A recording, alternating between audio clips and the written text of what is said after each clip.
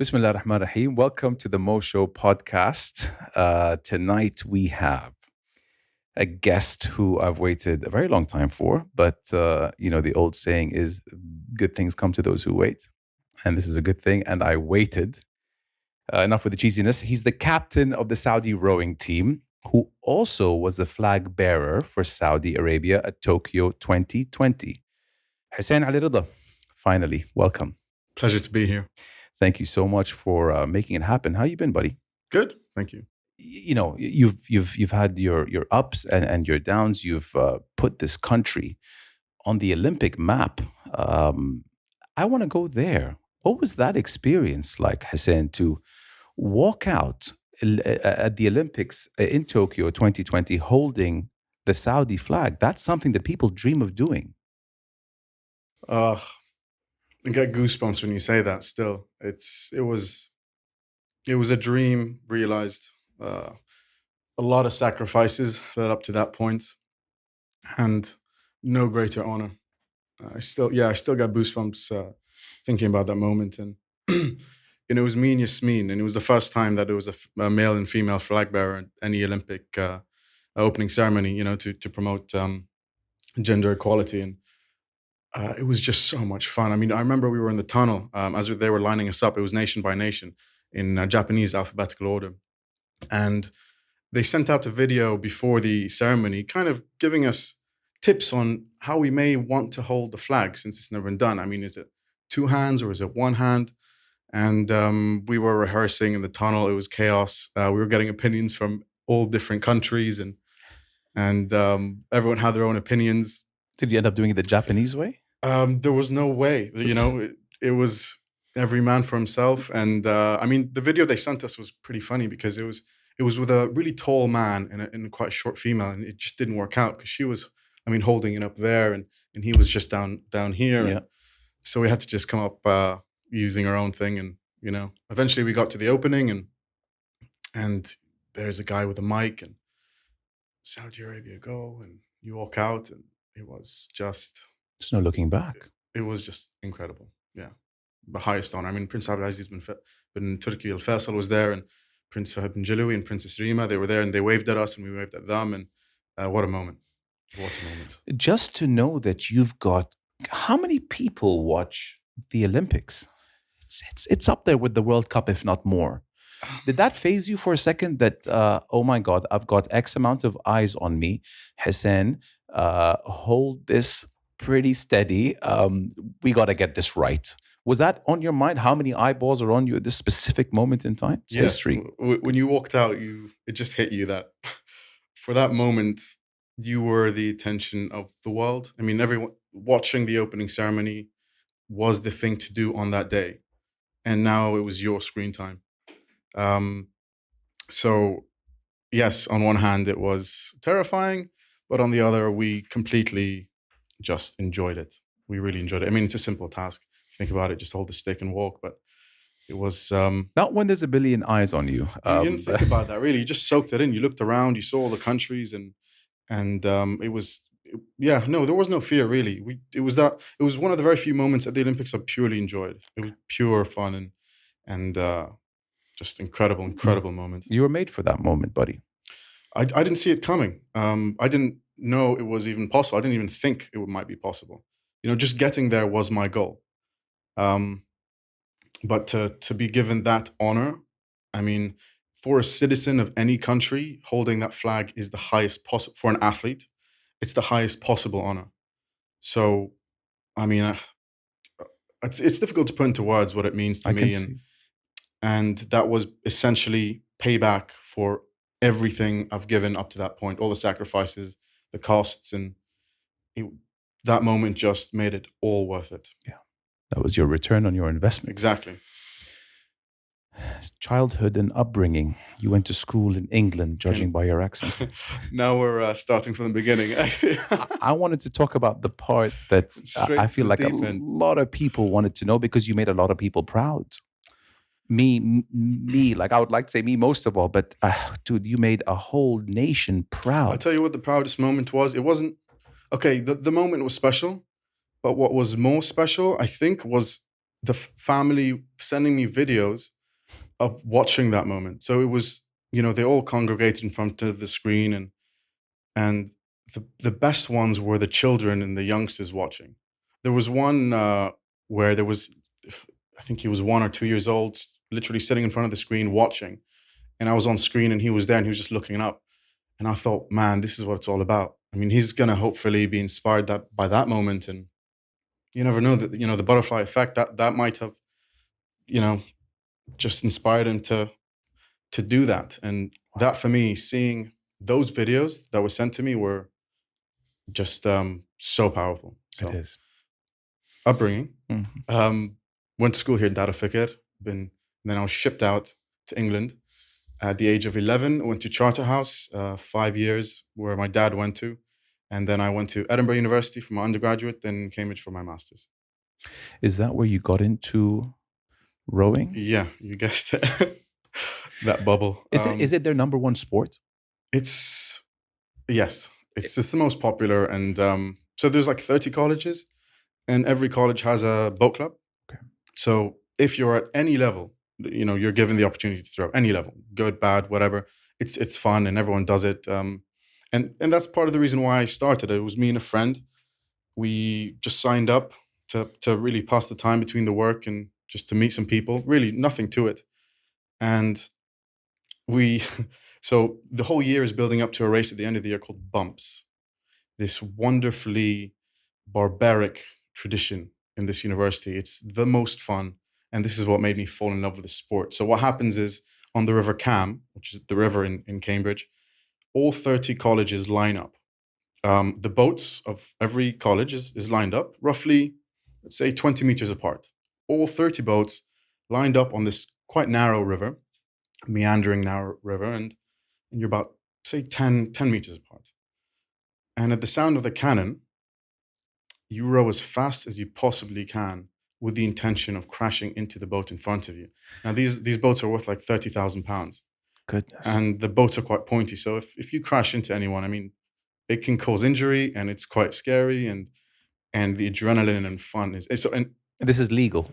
yeah, It's legal. it's set up by the college. Yeah, Just, and all the students, all your friends and students line up on the bank. So it's quite intense. Screaming, shouting. It's the event, and it's amazingly barbaric. I mean, your intention is to crash into that boat, and that's where I fell in love with the sport. I mean, the sport, for two reasons mainly. One, this team spirit, camaraderie. In other sports, you have individual roles, but this one, it's one of the only unique sports where everyone has to do exactly the same thing. Every muscle has to be in synchronicity, and if anyone is slightly out, that ruins the whole flow of the boat. Yeah, yeah. Can I ask, how do you get selected to participate and represent your specific college? So there are different levels. There are like 4 levels. Number 1 is obviously the best, and then so that's what I'm saying. There's a space for everyone. Okay. So it's so inclusive. So there was a psychological and physical obsession to make that first boat by the end of the year, in which I did. And so the second reason why I love this sport is because the marriage of the brute force of it and the finesse of it. On one hand, you're pulling as hard as you possibly can, using all your muscles and all your strength, but at the same time, you have to be so technical. The coach told us you weren't even allowed to look left or right, because even that disturbs the balance of the boat. The boat's only balanced if you move. It's like a bicycle. If you stop, it loses balance. It's sensitive, yeah. So you have to look at the back of that person, and it's just impossibly technical. Mm-hmm. There's a world of biomechanics that you can get into, and so I love that kind of brute force and impossible finesse. And that's the moment endless pursuit of the perfect stroke. And that's when I mean, the way you talk about it illustrates to me that that's when you fell in love with the sport. Yeah.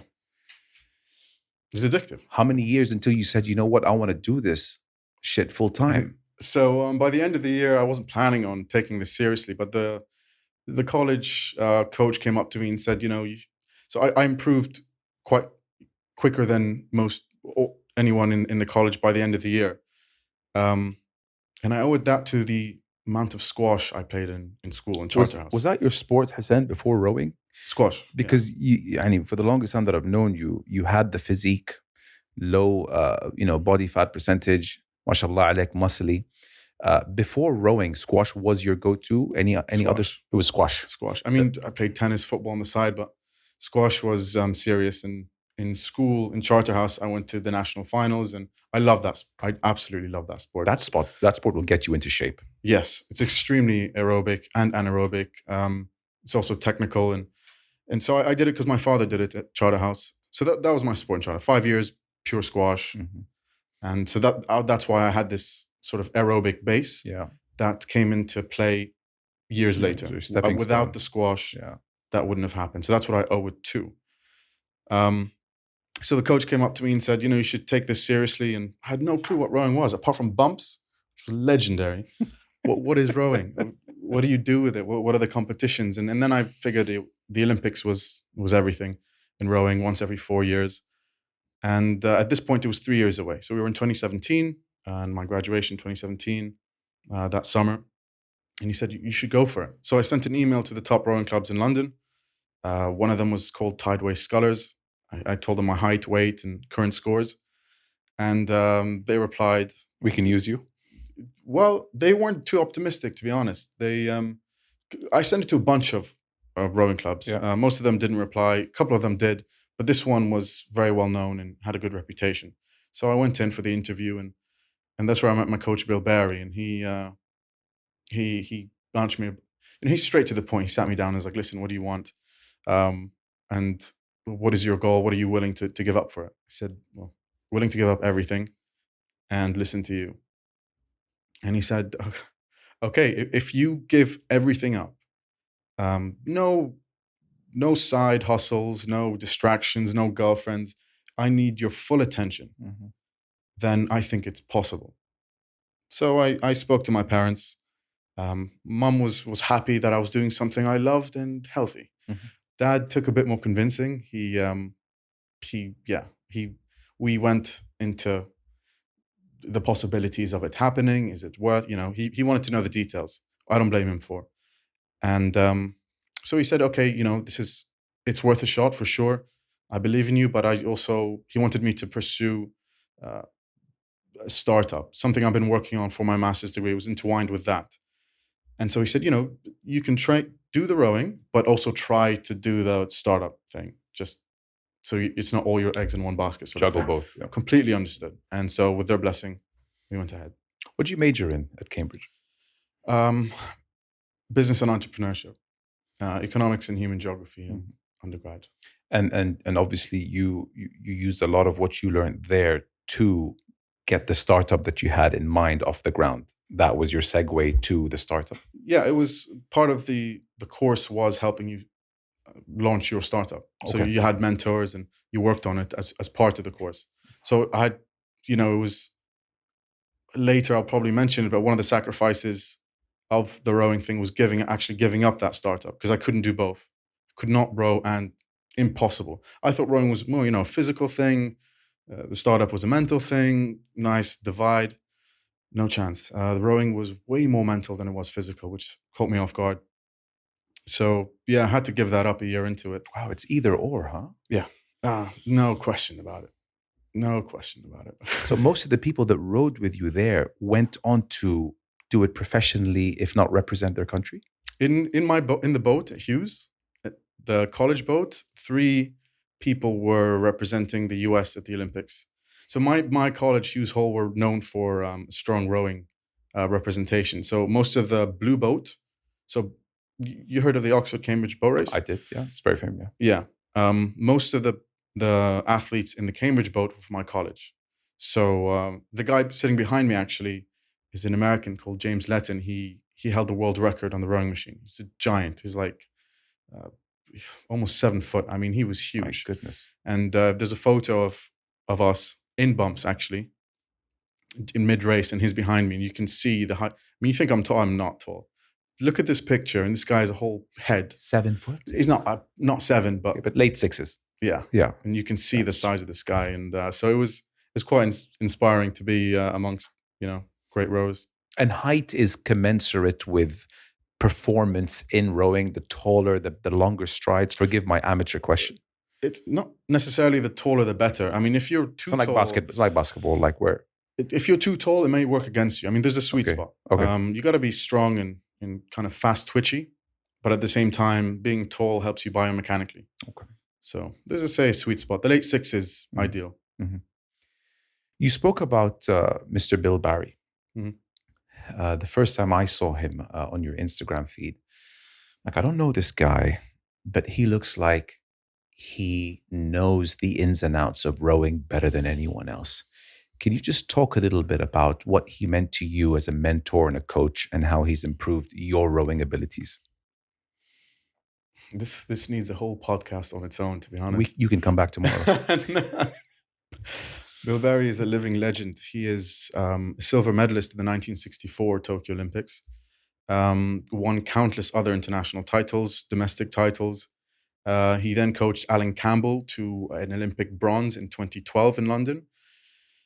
And he's an incredibly competent coach, accomplished athlete, and he's also one of the most well-known figures in the rowing world. Whenever we would enter a race internationally, we couldn't walk 10 meters without him being stopped twice. Everyone knew him, and he was the godfather of rowing. And he is also one of the funniest people I know. I mean, he is also incredibly a good coach because he knows how to get the best out of you. He knows how to get the best out of every athlete. And he's an incredible motivator as well. I mean, we travel the world, all continents, and I would not have lasted this long without someone who truly was he was, I like to call him the jack of all trades and the master of all. Really, amazing human being. Were there some days where you were like, I just can't go on any further, and he'd say something to you and he'd push you to the point where you never imagined yourself to go? I never got to a point where there was one moment, but that was due to,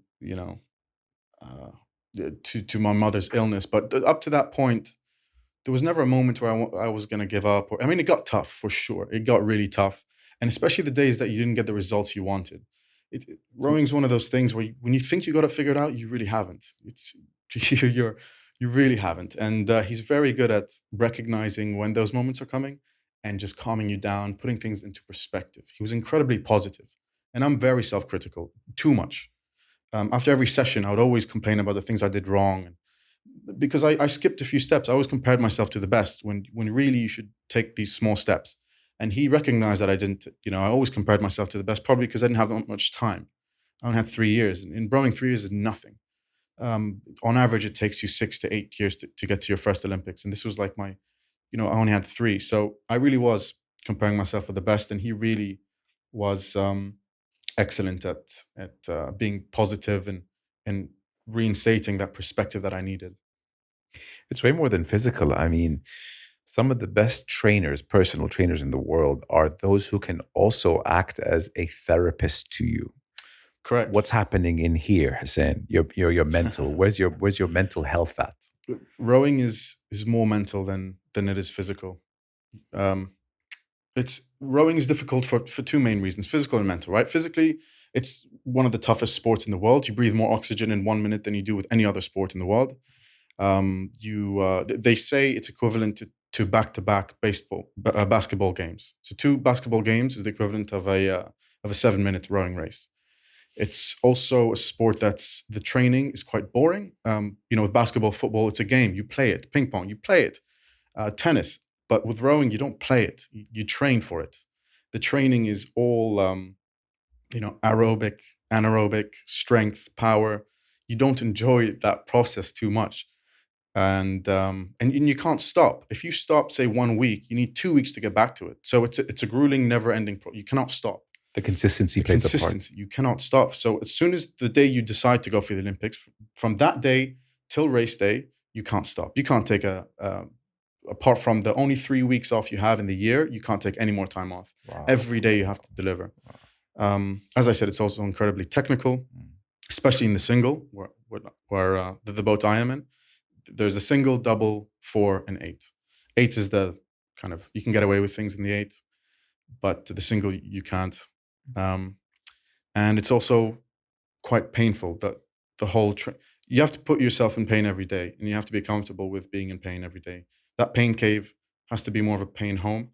Um, you have to just get used to it. I mean, the pain doesn't get better, but it does get more familiar. Mhm. And so, with all of these factors, of course, it weighs you down. It really does. It grinds you to the ground. And that's why that coach doesn't only, he needs to be, as you say, more of also a therapist. And that Bill certainly was. He would hate me for mentioning this, but he was born in 1940. Okay, he's he's more than 80 years old. He lived through Mashallah. World War II. He'd hate me for saying this, but at the same time, I will say he is more energetic and lively and youthful than a lot of my friends in the 20s. You need to meet him. He's so full of life and energy, and when we go off in these training camps abroad, he's always the one, you know, chatting up the waitresses, and I'm the one like, Bill, we got to go train, and I got to drag him out, and he's just so full of life. Life, He yeah. gives you that life. Yeah, yeah, yeah, So, yeah. what a human What an being. amazing Yeah, mentor, therapist, coach. everything. You briefly uh, mentioned your mother. She was diagnosed a few years ago. I want to know, how did you take the news of her diagnosis initially? And because it's not easy to go through what you went through, Hussein, it's taking a little bit out of me to formulate this question. Sure. So she was diagnosed in 2018. She actually, with my father, flew over to Indonesia for the Asian Games. This was exactly 1 year after I started. So they flew all the way to Indonesia, and it was an amazing trip.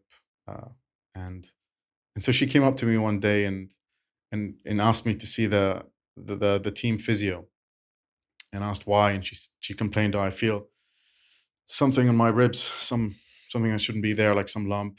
Uh, and then it just hit me like in my head. I'm like, that's not something a physio could fix. And the kind of my worst fears, were I thought of the worst. You know, lumps. Of course, you're going to jump to conclusions. Anyway, we then went back to London, and we did she did scans, and our worst fears were confirmed. It's called multiple myeloma. It's a blood cancer, and it's one of the rarest cancers, especially because it happens to people usually within 70 to say 90 years old. It usually comes very late, but she was only 49 at the time, so she was incredibly young for it, which made it even rarer. And why that's a problem is because that cancer specifically feeds on the energy of your body. So the younger you are, the quicker it spreads. The older you are, the slower it spreads. So The that was a younger, the problem. quicker. Yeah, because it feeds off the body's sort of energy and youth. But yeah, so my sister and I, we were in denial initially. We really were. Didn't believe it. Thought it would go away. I guess I didn't want to believe it. And actually, when I came back that season, I had the best season of my career. I won a lot of medals, a lot of golds. I performed my best, um, and I was in complete denial. It only really hit me more than a year later, after that summer. She was suffering from the moment she felt it. In Indonesia, when she said that, I feel.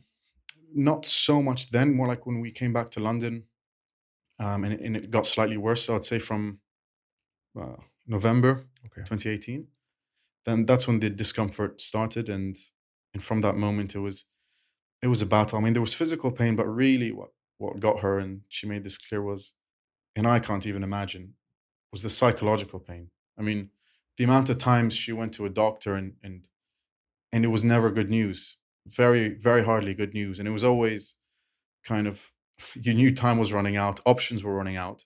How do you deal with that psychologically?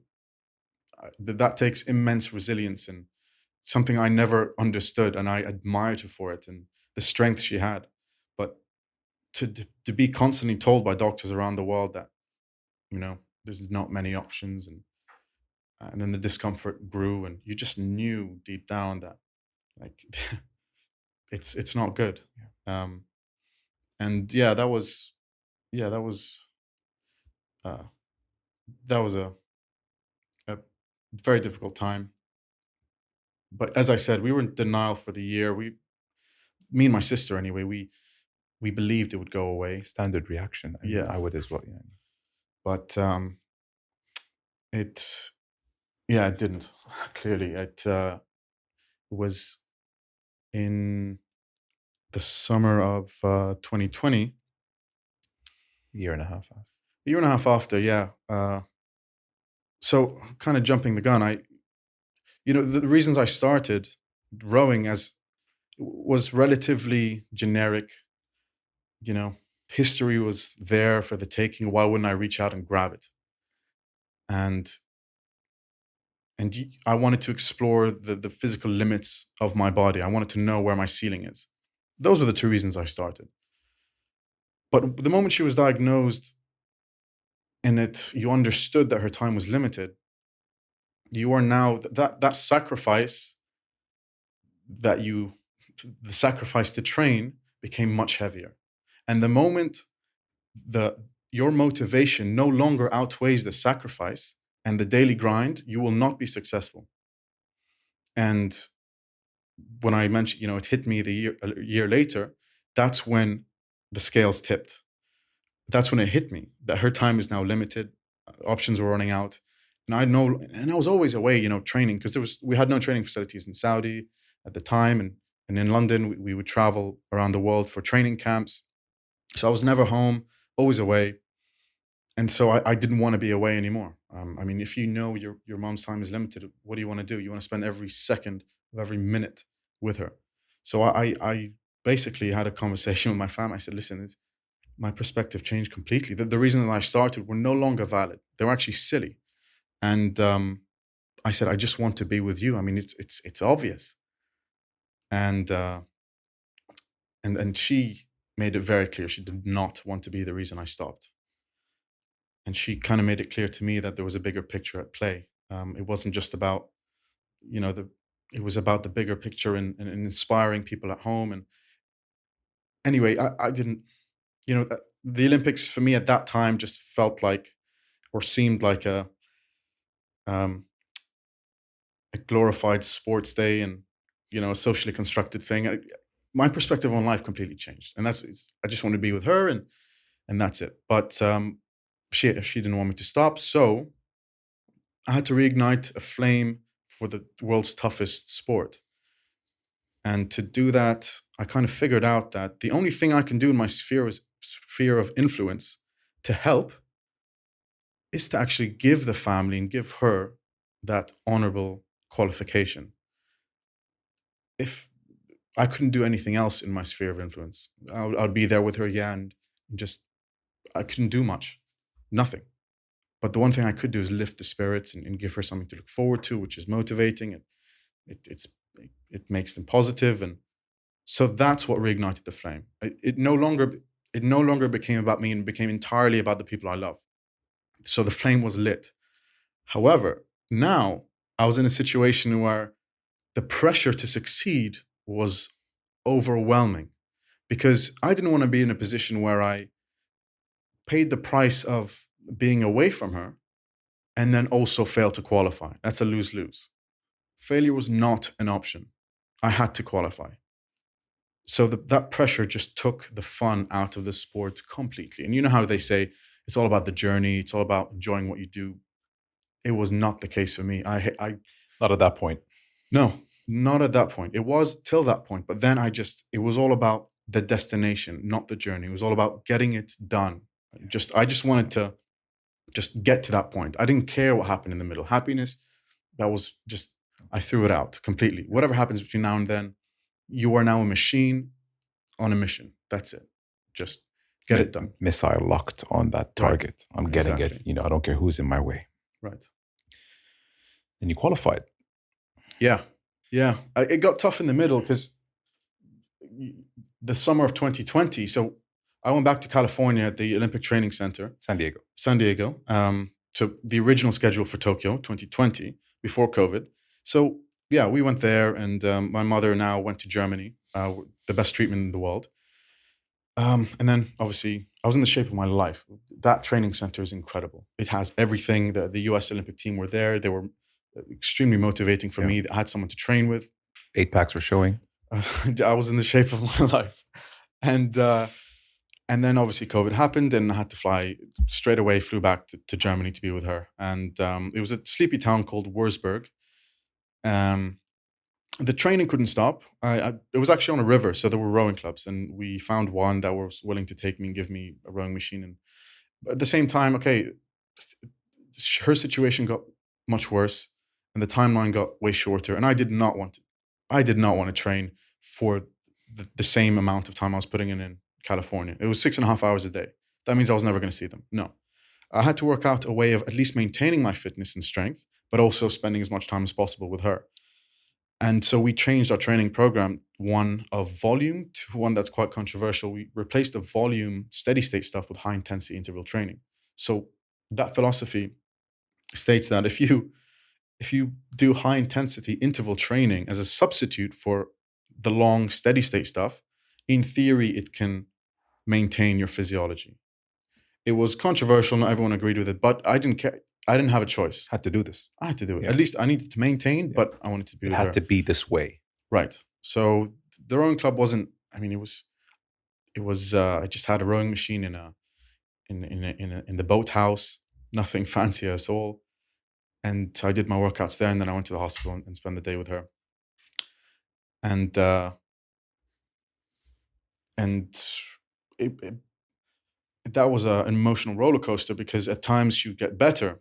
I remember at the end of July, the doctor came out with an X-ray, and he said, don't want to get your hopes up, but I think we're in remission, because there was not a single pixel of cancer in that X-ray. Remission means recovery? Yeah.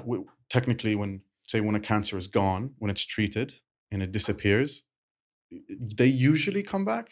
The period between it coming back and the moment you're clear of it is called a remission. Okay. And so we were, over the moon, alhamdulillah, and it was great news. And my sister and I were already planning, when we go back to London or Saudi, how are we going to, with COVID, we're going to be careful and live our lives, and it was going to be great. And then 10 days later, she passed. And that's how, when you think you've won, it was extremely difficult, because she had trouble with multiple myeloma. It's the whole body gets attacked, and she had trouble breathing. And for me, the training in rowing, you breathe quite intensely. And every day in August, she passed early August, her breathing was becoming more difficult. And in training, that reminded me of her breathing, which was really difficult. But she. And I also want to mention that this period in Wurzburg, my dad the family was there for months now, since the winter. They were staying at a hotel, and it was so we were completely alone and interdependent because of COVID. To enter Germany, I needed a letter from the hospital justifying why I need to come in. Without it, you can't enter the country. So the only people in Wurzburg with us was me, my sister, my dad, and when I was there anyway, both my uncles, so my mother's brothers. Apart from that, no one was allowed to come in. And if this had happened, if she was stationed at, say, London or Jeddah, I imagine the hospital would be overwhelmed, say, with visitors, and it would be overwhelming. But see, at the time, I hated it, the fact that people couldn't visit. I really did.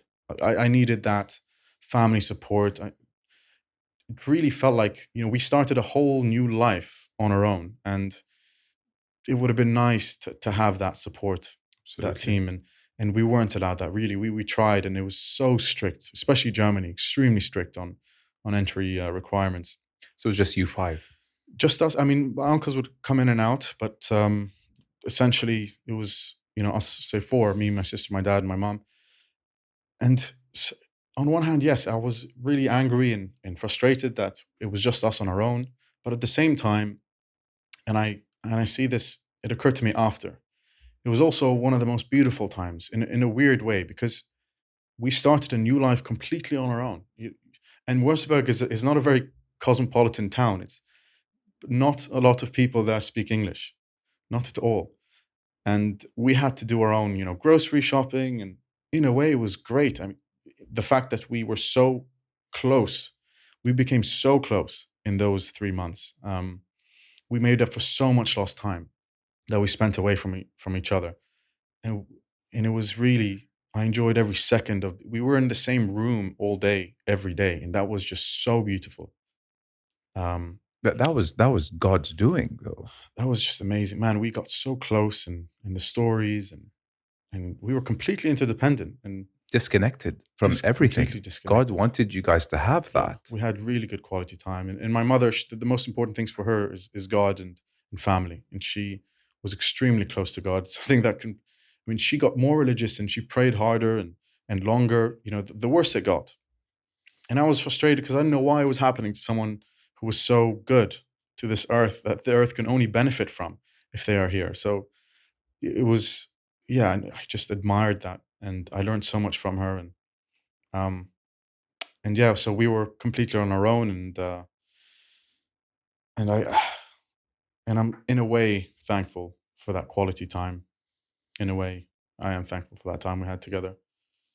So Was it the best time that you can remember having with the family as a unit? Funnily enough, maybe that's not the right no, terminology, I know but what you're saying. ironically, I know what you're saying. Yes, in a way. I mean, the time she got good, and she was released when she was good, when she wasn't in too much pain, and like certainly in the period when we thought she was in remission. We would go out for walks in town, and I remember there was this place in the town square. They served fresh salmon. She loved salmon, so we would go there, and then we would walk along the river, and it was just so beautiful. And then we would get ice cream, and it really was everything that I mean, people really should take less for granted. That was pure happiness. I didn't need anything else in the world. Anything else was just irrelevant. Being there with the three of them, I never looked at my phone. I was living in the moment. It was so beautiful. Um, so I'm really grateful for that time. In a way, it worked out that we were in a town that no one was allowed to come and visit. If we were in London or Jeddah, then we wouldn't have had that quality time. inundated with people. Yeah, Telling you, yeah, God works in mysterious ways. yeah. It's funny how we always think that this materialistic things, a bigger house, a nicer car, a trip to the most expensive place will make us happy. But what you just mentioned, which is profound, is that a trip to the ice cream shop Oh, man, with my dad, mom, and I sister had a blast. was the happiest moment of your life, pretty much. You didn't even look at your phone. Like, you were just in awe and you didn't want to be anywhere else in the world, in some random town in Germany. Yeah, and one of the conclusions I've had from my journey is some people seem to their perspective on some people's perspective on happiness and success seems to be motivated with what they don't have, and I'm guilty of this. Me too. Uh, a lot of us are, and it changed my perspective But the on many happiness. things, a Just a coffee, little. and again, I have to go back to your ice cream story. Just the ice cream, was the everything. salmon, and our company. That's Yet we happiness. think that the most expensive things in life would make us happy. It's the moments No. and who you share those moments with under whatever circumstances. That for you didn't want to be anywhere else No. in the world. It was pure. The best way I can describe it is pure. You're living in the moment, being with the people you want to be. It was pure bliss. Obviously, in not the best circumstances, but No. at the same time, I can't blame people for thinking that way, because I only adjusted the way I thought because of what I went through. If someone hadn't gone through this, how is their perspective supposed to change? Experiences change perspective. So if someone hasn't really been put through much, then I don't blame them for thinking, the way they do.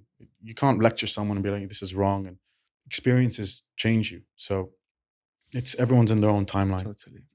Your sister Dalia, um, you had to have been there for her, and she was there for you. Yeah. How did you guys support each other through this all? My sister is an incredible human being. She's just such a good. I mean, she was instrumental in helping the family get through it. She really was. She provided everything we needed. And when we were in Germany, she would be doing all the chores. We had our turns doing the chores, getting groceries or whatever, and she took care of most things, honestly. And she carried the family. Essentially, she carried the family in Germany, and she carried the family when we came back, along with my father. And we reacted to it very differently. They say girls in general, they let it out more, the bit more open. It's more on the surface. Yeah. Whereas with guys, for some reason, they bury it. They try and on the surface act like they're okay. What that only does is delay the pain, and that's, I think, textbook what happened with us. Back in her hometown, her home country in Palestine, with building houses. So Yeah. when I used to hear your mom's name when she was alive, I used to tie it with just you know how when you hear people's name, you tie it with their reputation. Yeah. Her reputation was she used to build houses back home for those who needed them. Can you talk a little bit about that, just to put some context and perspective to those who weren't lucky enough to know your mom, and what kind of a person she was? So her passion was building and repairing homes for people in Palestine. She and I love this story. It all started from, so she was on Instagram one day, and I think it was on our Explore page. There was a video of someone documenting a family who were in hardship. I think their house, I don't know, there was an event, one of the conflicts, and their house got destroyed. And this account basically publishes, families that are in need. She, pure luck. I mean, she wasn't following the account. It was on the Explore page. She came across this video, and then it was a video of a mom saying she's willing to give away her kids so that they can live a better life because she can't provide for them, and that really touched her. So she messaged the account, said, "How can I help?" And from the rest is history. I mean, from that moment, the amount, it's a guy called Hassan Afana. He's Palestinian. He's on the ground, and he she donates directly to him, and what he does is all the money. You know exactly where it's going to, and you know this because he documents absolutely everything. He documents the process. He videos the process. He videos the finished, whether you're building a house or a well or a water source, and then sends you that video, and in it, the people are. She never gave her name ever. It was always Hussein. She never said Selma Dajani, and so it was so touching seeing these people directly positively influenced and helped by her, rather than say donating money to a large charity. You don't really know where the money goes, but this, you knew every cent went into something good, and you saw it. You got the visuals. So that was her way of giving back, and she built such a close relationship with this guy. He's young. I think he's my age or even younger, and is married with kids. And he was heartbroken when he heard the news of her passing. I mean, he was crying like a baby. And he loved her so much, and yeah, that was her passion. She always built homes for the ones who needed in Palestine, where she's from. She's from Al-Quds. So yeah, that's what she loved to do. Amazing story. Your father, I want to get into what he means to you and what kind of effect did he have on creating the Hussein we know today. How did your relationship with him strengthen or change throughout all that, what you guys have been through? So he is my idol. He is He's the man. In every definition of that word. People are asked who's your idol, and it's all well and good, saying celebrity names and all that, but really, it's usually the people who you learn most from. And the way he conducted himself, the way he handled the family, the way from everything, the way he deals with people at the airport, and just the little things. I learn from him every single day. He's the kindest, most humble, most competent, smartest, inspirational man I know. He's always right. He knows how to connect with you and motivate you, and he really understands you. But the way he handled the whole situation, I mean, everything I do today is for him, really. In a way, it's to give back everything he's given me. I mean, we can all the way back. He's the one who motivated me to start to be athletic. He was a sprinter, a squash player. I followed in his footsteps. He went to Charterhouse. I followed in his footsteps. It's all. So when you ask, what influence did he have on me? Everything you're seeing is a product of his doing, and my mother's. So I owe it all to them. Everything. He's very lovable because irrespective of who you are, I'm talking about me, a younger guy, younger nephew, he would talk to you the way he would talk to the CEO of a Fortune 500 company. Like, how am I going to benefit my Uncle Ali? Not that much. He would give me his time of day. There's a few other uncles in the family that would do that. He's one, maybe two or three. He's one of them. He'd give you his time of day. How's it going with you? What's going on in your life? Tell me a little bit about your day. That's rare. In a world we live in today, that's rare. We live in a world where, what can you do for me? And then I'll do for you. Yeah. So he is very motivated. He's extremely selfless in that regard. Selfless. Everything he does is for others. Everything. He told me this one day. Everything he does is for the benefit of the ones he loves. He will give his time. He'll give all his resources just to benefit the people he loves. It's simple and effective. And as a result, he is, he takes care of the entire family, the extended family. We all look up to him. What else can I say about him? I mean, it's difficult to put into words the influence he has on me and others. I can go on and on, but he is just brilliant, inspirational, witty. His humor is exceptional. He doesn't say much, but when he does, it's like punchline. Yeah, it gets everyone. So just great company. They don't make them like that anymore is what comes to mind. Yes, I agree. Husein, you're maybe unbeknownst to some people, but you battled injury leading up to the Olympics. Yeah. I want to know, how did you incur it? And how on earth did you manage to row in the Olympics with it?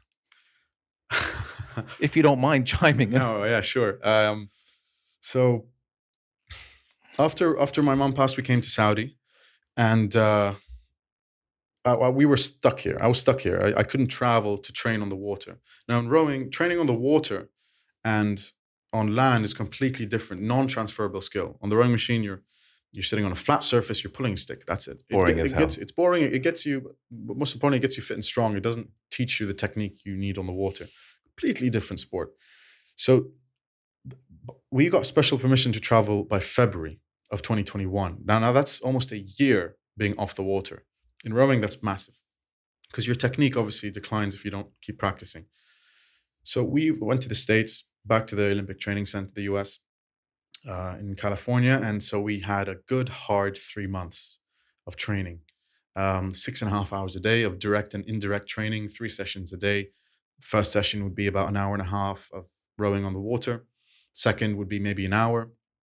And then the third would be either a high intensity session on the rowing machine or a strength session at the gym, weights. What time are you starting? Are you up sunrise? It was around 7. The alarm would go off about 5 to 7, maybe 6:45. You didn't have to get up at ridiculously early hours because, those stories come from university when they have lectures and stuff. But when your job is rowing, then you have more time in the day. Just relax, yeah. A little bit. Get your 8-9 hours sleep. Yeah, exactly. Yeah. So about 6:45. Nice. And so 6.5 hours a day. That includes indirect training, so stretching, mobility, active recovery. And but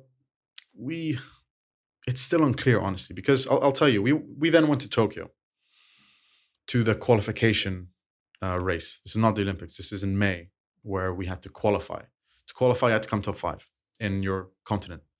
So it was the Asian qualification race, and I was in the shape of my life. Got to Tokyo, and then so we arrived on the 1st of May. Race is on the 5th. On the 1st of May, so on the 2nd, day 1 of training, I felt a little like soreness on my left side of my ab, and I thought it felt like a sore ab. Ignored it. Second day, we trained on the course, getting used to the course, and it got worse. To stretch it out, maybe it just it felt like a sore ab. Okay, ignored it. By the 3rd day, it was a serious problem, to the point where the morning of the race day, I barely slept. It was debilitating. It was such a sharp pain, as if you've been stabbed. And the weirdest part was you felt like there were organs loose inside of you. So if I lean to the right, my throat would actually feel like it's on the right side here. And then I'd lean to the left, the same. And then when I would lean forward, you felt something was moving inside. It was disgusting. And I knew something was terribly wrong. It was not normal. Especially, and then at night, when it was silent, you can hear and feel crackles. It was like something was hatching. And it was just I was like, this is, and I didn't hit myself. I didn't run into anything. And I had never at this point been injured for the previous 4 years. It was plain sailing, not one injury. Morning of race day, went to the doctors, and they said, yeah, we think you've broken your ribs. You have all the symptoms of a broken rib. It's common in rowing. That's what you have. I said, and also I felt extreme difficulty breathing. I couldn't breathe. This conversation would not have been possible in that condition. I had to have many breathers to have a conversation. Walking up the stairs, impossible. I had to stop. And here I was competing against the world's best in the most aerobic sport in the world. It was a nightmare. And they said, okay, it's a broken rib. Okay, didn't make sense regarding the breathing, but cool. Can I race? Yes, but you'll make it worse. I mean, I imagined this day a million times in my head. Never did I imagine watching. I had to be there. I had to be on the water. Come this far. Exactly. And then there are some stats. Something like for every minute of that, for every second of that race, now the race is around 7 minutes. For every second of that race, 8 hours of training went into it. For every second? For every 1 second, 8 hours. Wow. I imagined that day a million times in my head, and never from the sidelines. I had to be out there. I just could not imagine watching from the sidelines. So, and there are some, I just put too much into it. For example, that race would have been around 7 minutes. And for every 1 second of that race, 8 hours of training went into it. For every meter, I think it's 15 kilometers, that race rehearsed 15,000 times, that race. And so you can understand why I didn't want to watch from the sidelines. It's just way too much went into it. Too much. If I'm going to go down, at least let me go down out there fighting. So yeah, pushed out. And it was a workout getting to the start line. Because you push out at the finish. They have to row 2K up. So raced around 250 meters in. Not only did I feel like I was drowning because I was using more oxygen than I was inhaling, but every stroke I took felt like I was being stabbed. I mean, it's like you're being drowned and stabbed at the same time. God. It was absolute hell. And so I finished the race regardless. And I just wanted to finish the race. And what bothered me was I didn't know why this had happened. I didn't do anything wrong that I knew. And so finished the race. Didn't clock in a time that I needed to qualify in the top 5 automatically. Yeah, I wonder why. Yeah. And so that was, Bill was one of the hardest things was seeing two of the hardest things. Seeing Bill disappointed, not in me, but the situation, and then calling my father and telling him the situation. He was equally bewildered by how the injury came about. He was wondering why, and I didn't know. I had no answer for him. Neither did Bill, neither did the doctors. The doctors suspected that it was a rib stress fracture. So overexertion, overtraining in the ribs, too much pressure, and they can break. And so the overtraining in California maybe did that. We maybe overdid it. Um, anyway, so my worst nightmare at this point was confirmed. I had now spent that time away from my mum and didn't qualify. That was a tough pill to swallow. And not only that, the fact that I didn't give my best. Say if I raced and I did my best and didn't qualify, cool. That's closure. Generally, when you start things in life and you fail, that's the only acceptable form of closure you can have. If you give up, no, you can't live with that. That'll haunt you. But if you fail, welcome it with open arms. Cool, I did everything I could. I did my best and it didn't work out. Great, I can move on. But I didn't have that closure. And that was a problem. I didn't have an answer. Why was I injured? No answer. Anyway, went back to London.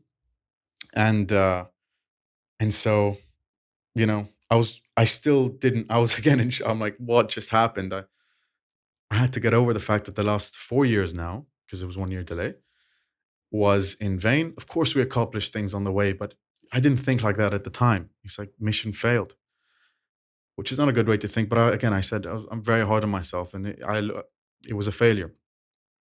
And so went to the hospital, did an X-ray, and then the guy said that, I'm going to look at this in the next day, so go back home. And on the way back home, he calls me and he says, Hussein, I need you to go to Princess Grace Hospital immediately. I'm like, why?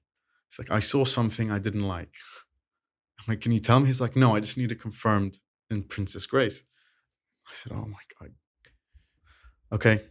I went to Princess Grace, did more scans, and then the doctor comes out and sits me down, and he's all, he becomes very simple. He's like, Hussein, so we have 2 lungs, right? I'm like, oh, this is going to be bad. What did you think it was something specifically at this point? No. At this point, my frame of mind, I didn't care. I'm like, what? Just tell me. Because I was so emotionally exhausted, burnt out, tired, fatigued. I'm like, just tell me. There's nothing more I can lose here. Really. I didn't care. Just tell me. And so he said, yeah, we have 2 lungs. Sometimes one of them can deflate. He didn't want to use collapsed. He made it a point not to, but that's what it was. He said, one of them can deflate. And that's what's happened to you. Your left lung is like half the size that it should be. It looks like a deflated balloon. And right now you're using your right lung. And can I ask, did you travel recently? I said, I just flew from Tokyo like 3 days ago. He said, that is the worst thing you possibly could have done and extremely dangerous. I said, okay, well, I'm here now. What's the options? He said, well, you can let this recover on your own naturally, because it will. If you've got nothing going on, then you can just relax and rest. There's a possibility it may happen again because there's now a weak spot, there's a hole. But the right thing to do is to let it recover naturally. If it happens again, we'll operate, but recover naturally. It should heal like a wound? Yeah, like a wound. Okay. I said, fine. And I had to stay in the hospital that night for observation, see oxygen levels. And I didn't tell any of the family. I didn't want to stress them why. So spent the night. Was fine. Next day, released, went back. Now, the qualification system in rowing is a bit complicated where your qualification results sort of depends on or is influenced. If you finish outside top 5, it's influenced by the results of other countries. So if you finish 6th, there's still a possibility you may qualify depending on the rankings and the quota spots of other countries. But that spot had to go down about 5 places for me to be selected. And that's never happened. And so that's why me and Bill were convinced it was over. And in the next couple of weeks, out of curiosity, and also I like to torture myself, I kept checking. And I never wanted to miss out by one spot. One spot would have killed me. But that place from fifth was slowly making its way down to sixth and then seventh. And that's when you start playing scenarios in your head. To the day that it was one place above me, and I think it was Iran, that was the last country to choose their athletes. And I called Bill. I'm like, Bill, I can't take this, man. Like, this is just crazy. And then the next day we get an email for World Rowing confirming that place went down to us. And so as unlucky as I was with this injury, this freak injury, I was lucky that the rankings played out exactly the way they had to for me to get that spot. You must have been, you lost your mind. I mean, I lost my mind because for those 2 weeks, you lose all sense of sort of identity. So Yeah. for the last 4 years, you are the rower, right? And your mission is this, and then the sacrifices, the list goes on. And for those 2 weeks, I was staying with my uncle and aunt, Auntie Minan and Khalid, and they were my pillar of resilience. Without them, it would have been a very tough couple of weeks. I stayed with them, and I didn't know who I was. I failed, and it was, I was extremely hard on myself. But when we got that call, so Bill celebrated, of course he would, but I didn't celebrate one bit, because not only was I out of shape now, all of May I didn't train. Now we're like, all of June I didn't train. No, sorry, the beginning of June I didn't train. We were told on the 27th of May that I qualified. The surgery, so I called the doctor immediately, and he said, if you do qualify, if you need this, if you're going to race in July, you need to operate, because we need to close the wound, and that'll ensure that injury will not happen in the immediate future. I said, cool, I didn't qualify now, let's chill it. But when I did, I called him immediately. I'm like, Doc, let's operate as soon as possible, please. The earliest he can schedule me was, I think, the 5th or 6th of June. So at this point, 5th or 6th of June, no training. All of May, beginning of June. And after the surgery, I couldn't train for another 2 weeks. So that left me the 23rd of June, which was exactly 4 weeks before my first race. First race is 23rd of July. In rowing, you remember when I told you, if you take 1 week off, you need 2 to get back. Yeah. I was severely out of shape. I was in no shape to compete against the world's best. So yes, I was happy I qualified, but at the same time, it's like, sure, but do you really want to go out there? It's just not It's fair. never ending. It's not fair. And so So timing was of the essence to get this surgery done, so you can get back out there, so you can. Every day mattered, and Every day mattered. And the surgery was hell. He didn't really speak too much about what it would feel like after surgery. He didn't even call it surgery; he called it procedure. But my God, it was a surgery. I mean, I went under, and then I woke up with a tube sticking out of my ribs, draining all sorts of liquid. Right. So this guy knew his stuff because he had the scans. But so yeah, we did the surgery on 5th, 6th, or 7th of June, and then he said, okay, 3 days in hospital, bedridden, this tube sticking out of my ribs.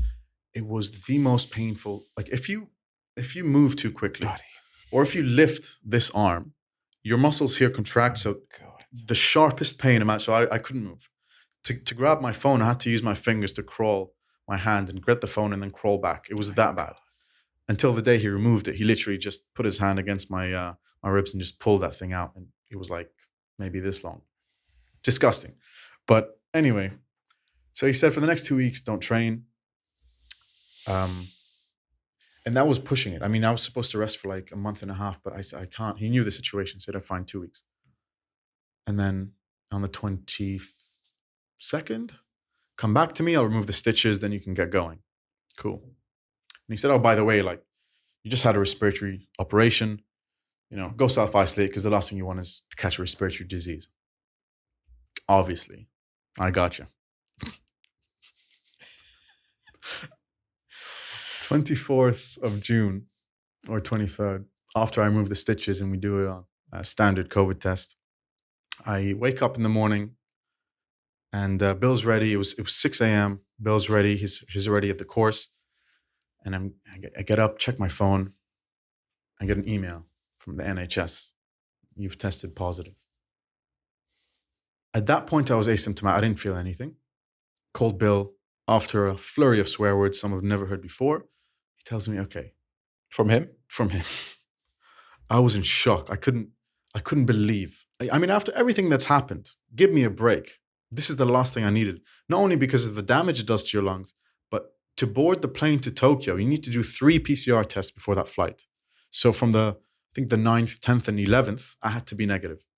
If one was positive, goodbye Olympics.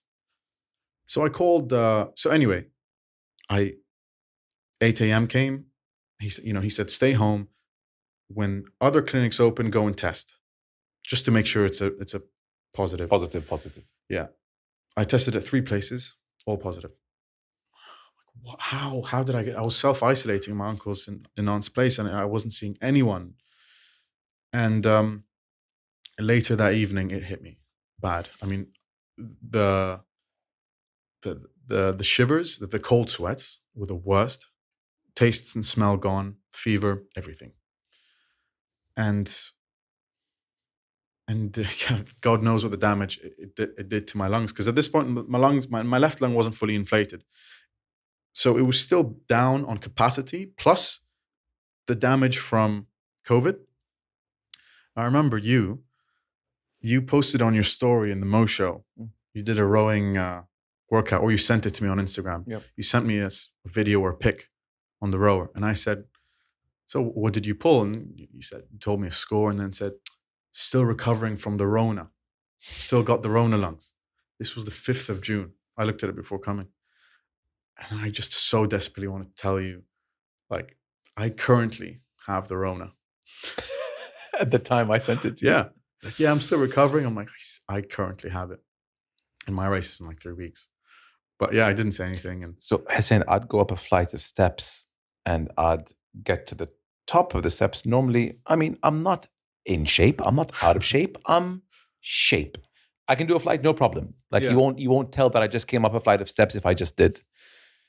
When I had the Corona or the Rona, I'd take 1 flight of steps and I'd have to sit down because I would pass out because of the lack of oxygen going to my brain. Yeah. It schooled me. So I don't know if it affected you that way-ish. Did you feel? I don't know whether it was the Rona or the surgery. Yeah. Maybe both. You're just getting it from all angles. I just, at that point you can't wonder and waste too much energy about how you got it, or because I could have, and I could have wasted so much energy. You're on like fight or flight mode right now, and you have to think, okay, what can I do now? What's in my power and my spheres of influence to make this go away? What can I do now? That'll serve you. And I changed my diet. I went down a rabbit hole of all the things, the vitamins, the concoction of vitamins on the internet that you can take to boost your immune system, including ivermectin. I know it's hotly debated, but I had no time to debate whether it works or not. I just wanted to cover all bases. So Get that shit in. I get that shit in. I got it from India and the US. Faris Atiya had to sign up to this online doctor and make up an excuse that he had river blindness after a trip to Uganda. So that's how he got it. And then I got some shit from India from a nurse who took care of me in the hospital during my surgery, who was incredible during this period, by the way. Because I didn't tell anyone about the Corona, no one. Good. I didn't tell anyone. I didn't want the federation to decide whether I compete or not. I didn't want to worry my family. The only people I can tell was my uncle and this nurse, Shankar. So yeah, did all that, and I eventually tested. And then I called my friends just out of curiosity. I said, "Yo, the ones who had it, how long did it take you to test negative?" And I kid you not, about 3 out of 10 said the time that I needed to test negative before the flight. The rest, 7 said, oh, like a month and a half. And then on the BBC, I remember distinctly, the story at the time was of about long COVID, about how you can test positive for COVID that was currently going around for months. So the stress and anxiety was, I mean, after everything I've been through, this is going to knock me out. That really, really annoyed me. And I did not want it to be the reason, but it was out of my hands. I mean, you can't control, a virus. So yeah, I felt helpless, but at the same time, did everything I could to minimize. And in the end, tested negative about 4 days before that flight. So at that point, wow, At that point, you have to ask yourself, I mean, first, the mission was to get to Tokyo. But of course, now you're wondering, okay, I'm going to go, but how am I going to perform? Mm. I mean, going isn't the mission here. It's actually putting on a respectable performance for the country to be proud of. But if I can't climb a flight of stairs, you want me to compete against the world's best in the most aerobic sport in the world. That was the situation. Because I could have easily pulled out and said, yeah, could have listed any That was reason. a situation, to say the least. Hassan, I can't imagine what was going on in your head. Like, Stressful. yeah. And I really had to just keep calm and really think about what I can do to, I don't know. It was a conversation. I called my dad and Bill. Those are the people who I spoke to regarding the situation. I didn't tell my dad about COVID. I just told him about my worries of not performing well. He didn't know at the time. About COVID, no. About the operation, of course. But the extent of it, he didn't. I told him it was a procedure, just as the surgeon told me. Yeah. Didn't tell him it was a surgery. Always keep it vague if in doubt. Yeah. It's one thing to deal with COVID, and it's another thing to have COVID when you are expected to compete for your country with the eyes of the world on you. Right. And Buddy. And with athletes, if you perform your best, you don't look back.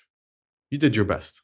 Again, that gives you closure. Failure gives you closure. Giving up doesn't.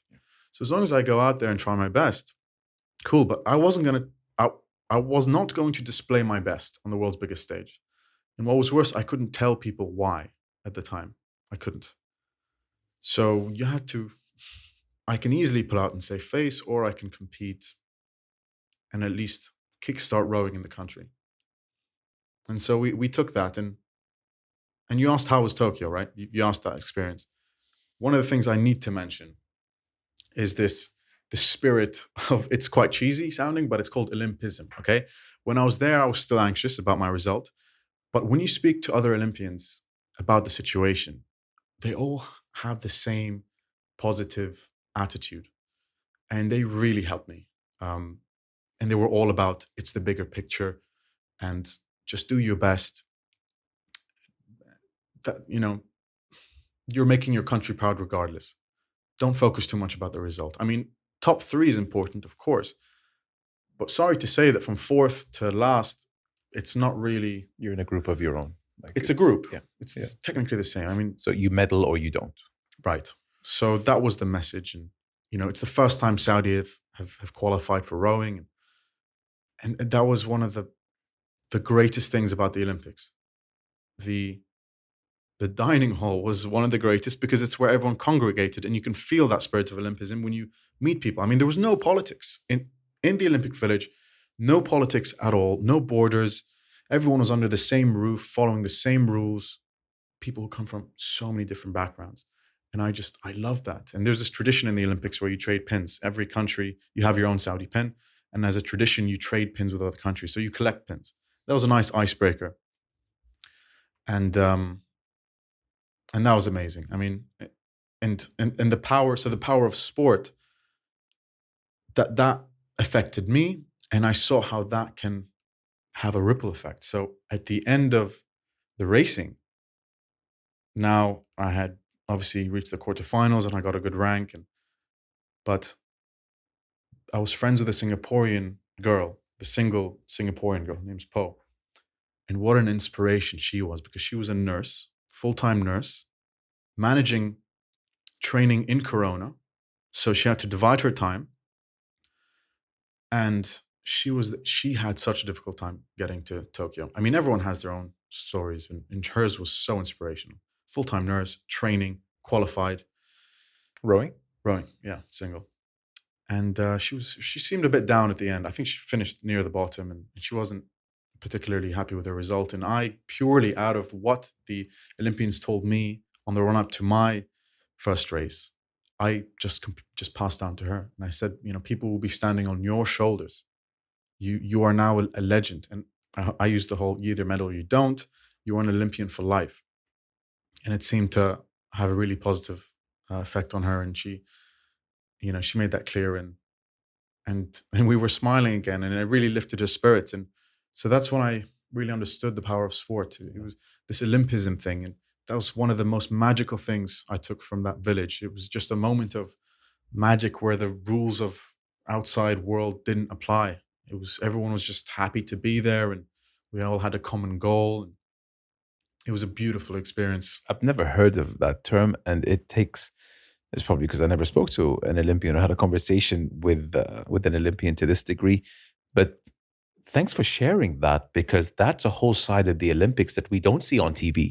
No, you That's don't an see it on experience in TV. its own. No. I mean, that effect happens when the athletes fly back to their respective countries. They have that ripple effect on other people. What an amazing place. And it's something that people don't realize. The value of that perspective the athletes gain and bring back to their countries and affect other people. That's invaluable. It's huge. Bill likes to describe it as the Olympics is the best united nations there is. Yeah. And Politics really appreciate politics at the door, huh? You talk about how when you guys are in that dining hall, countries they're all getting along. Everyone's like an ambassador to some degree. exactly. Yeah. Yeah. Amazing. Japan, you spent some time there, couple of weeks, more than a month for the whole experience. Exactly. You went 2 twice, weeks. you said. Once for the qualification, Yep. stayed roughly a week, but for the Olympics, 2 weeks. We weren't allowed to stay beyond 2 days after our event, unfortunately, because of COVID. Okay. Yeah. Once you're done, 2 days, you gotta get out. So we couldn't explore the city much. It's a shame. I'll be back. I really, when I think of the Japanese, I think of them as those who really operate at the highest level. They do so much with such sincerity. They don't know how to take shortcuts. How did you interpret the culture being there and almost, intertwined with the culture, albeit just a few weeks? What was your interpretation of them? I had no idea what I was about to expect. What an incredible group of people. My God. They are just the best of the best. There's so much we can learn from them. I mean, they are all incredibly polite. They're humble. They have incredible manners, and the way they speak and deal with people. And what surprised me most is the consistency of this amongst all of them. I didn't meet one person who didn't embrace this. And incredible people, and also incredibly competent. I mean, the Olympics itself, I think if they were held in any other city, say maybe Rio, the previous one, I don't think it would have been held at all. I mean, already the Olympics is the most complex, logistically complex event in the world without COVID. Add COVID, it's almost impossibly complex. And only the Japanese could make it. Only the Japanese could have handled it. How many events? How many events? Olympics? I don't know. A lot. And then also every athlete had to test every single day, which added another layer of complexity. And Every day. And they were so technical. So the bus, we were in the village, and we took a bus to the venues. To get on the bus, we got on the bus. They would close the door, and then they would tape all the windows and the door. And then we would go to the venue. But before anyone was allowed to get off, an inspector would come and check that all the tapes were there and not been ripped, just to prove that no one got in or out of the bus in transit. Yep. Once the inspection was done, we were allowed to disembark. Just little things like that, just really appreciate it. If anyone's going to do it, any culture, do it the right way at the most testing and trying times, it's going to be the Japanese. 339 events. Oh, you looked it up? I just did. Yeah. 339 different sports in different parts of the country. Yeah. Who their participants are speaking different languages in. So to be able to get those all in unison, that you got to do this at this time and to make it happen, it's no easy feat at all. At all. Good food? Oh, don't get me started on the dining room. The dining room, this huge building in the middle of the Olympic Village, 2 floors. Every cuisine in the world you can think of was there. Every ice cream in the world, every drink, non-alcoholic, of course. everything was there, Italian, Japanese, and it was 24 hours, and it was Right. all fresh, it was all organic. And that, as I said, it was one of my favorite places to be, because that's where you met so many people and you saw the whole spirit of Olympism, and it was a magical place. Very difficult to reenact that kind of spirit anywhere else. Only once every 4 years. The food was just magic. What a privilege to be involved, to be invited, or to be good enough to represent your country in the Olympics. What a privilege it is to be amongst such greatness. Greatness, and you know, I was actually neighbors with Djokovic. We were on the same floor, and he had the exact same room I had. You know, we shared the same lift. We ate on the same table. There was no celebrity. No way. Everyone was on the same level. It was amazing. There was no celebrity, as I said. We were all following the same rules under the same roof, and yeah, just as I said, magic. Prince Abdulaziz bin Turki Al Faisal was there in the stands in the opening, shuttling from one city or town to another. It looked like he was in 10 places at once. I've made my feelings about how much I love his work ethic known. I bring it up because I want to know, what does he mean to you as a person? So he is a godsend, honestly. The perspective of all the staff, all the athletes in the Saudi Olympic Committee, he is just so good at what he does, so good for the people. I mean, I met him in Indonesia at the Asian Games in 2018. At the time, he was vice president of the Saudi Olympic Committee. And man, he was so excited that suddenly we had rowers. I mean, there was never a rower before. And so he was excited that we were here and we wanted to grow the sport. So he welcomed us and gave us the time. And then we met again in London properly to talk about technicalities, growing a federation. And so we met in a hotel lobby, and he gave us, I think it was an hour and a half, all ears. And he was so excited. And honestly, what a humble, competent, smart leader. There's one story where I love to say about him. And we were in Oman for the bid for the Asian Games in 2034. And you can see from the pictures that during our presentation, he stood with us like he was part of our team rather than, above us. He was standing beside us. And at one point we got in a huddle. He just said, come in. And we got in a huddle like we were a team, like an American football team. Like an NFL, Like an NFL, yeah. And he gave us, a short speech, and it was just, I mean, that is the epitome of a leader. It was amazing. Then, the Qatari side looked a bit more formal, more segregated. And then, but Prince Abdulaziz, mashallah alayh, like he really embodied the fact that we were a team out there. And I learned so much from his leadership. Of course, he was once an athlete, so he can relate to all our struggles. I was going to say, he's a sports guy. He is, yeah. So, yeah, we are in good hands, I would say. Comfortably, we're in good hands. I must mention Prince Fahd bin Jalawi. I must mention, he's currently the vice president. And rarely have I met someone who is so well suited to be in a leadership position. I mean, he loves what he does. He loves connecting with the athletes, hearing them out, and massively a people's person. He deserves a lot of credit also. They're reshaping the entire ground up. Yeah. Derooting. Yeah. I can't imagine, I'm not going to compare countries, but for a second, I will compare countries. It's my show.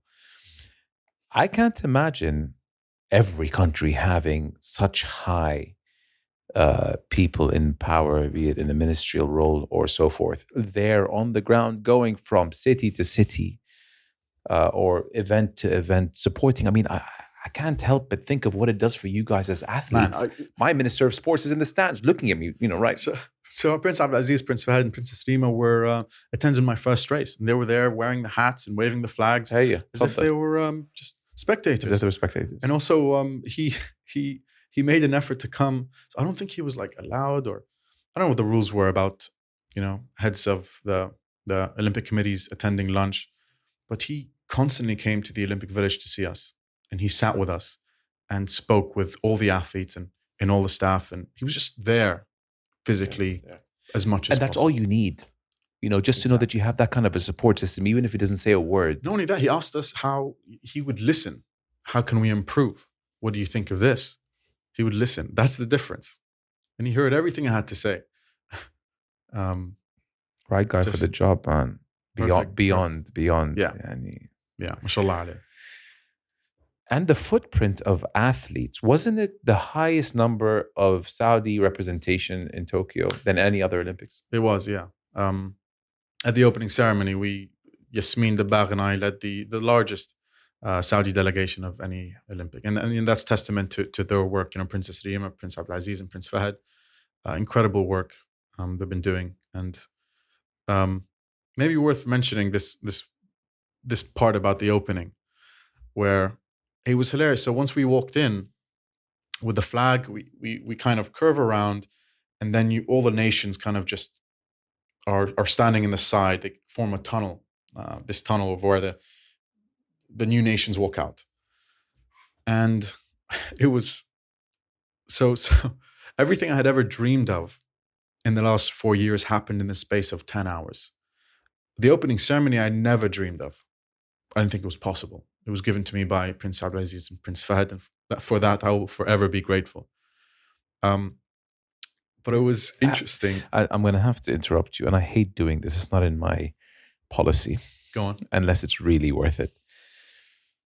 How were you told that you were going to be the flag bearer, and what was your reaction to that? And who told you? I want to know the whole thing. It's not some glorious story of how he broke me the news. We were actually in the dining hall. Another reason why I love that place. On the escalator, Prince Abdulaziz and Prince Fahad and myself, we were going up the escalator. And Prince Fahad, I think I cracked a joke about being flag bearer. I think he said, "Are you going to get me a medal?" I said, "If you make me flag bearer." And then he said, "Okay, you're flag bearer." I was like, "No, really." He said, "No, you're flag bearer." Just like that? Just like that. Prince Fahad or Prince Abdulaziz? Prince Fahad. And they obviously they made the decision earlier. And I told him, "Wait, what?" He's like, "Yeah, you're flag bearer." I said, "Wait, what? Why didn't you tell me earlier?" It's like, "No, I wanted to be with you." And then he just kind of, continues his conversating with Prince Abdulaziz, and I was just standing there like, holy. And that was it? That was it. And then a few days later, you walked out holding the flag? I was at risk for being pulled from flag bearer because athletes who have their events the day after the opening ceremony usually do not attend the opening ceremony. Because you need to rest. And did you have your event the day after? Yeah. Not only the day after, but it was early morning. It was like 8 a.m. The opening ceremonies usually run to 1 a.m.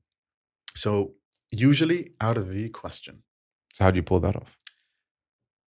It was, I think, the day before, and then there was a meeting, and Bill came out. Bill was part of the meeting. Athletes are not involved.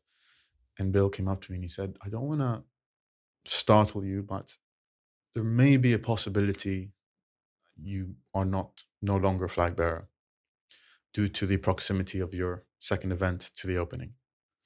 And then I just thought, do you really think that I would be rested in bed, asleep, the day of the opening, knowing it's been pulled from me? I'd be banging my head against the wall. You'd get less sleep. I would get less sleep. Yeah. So I kind of made that clear. I mean, think about it. And it was confirmed by the Jordanian general secretary. He had his own experience about pulling flag bearers, and they actually performed worse. So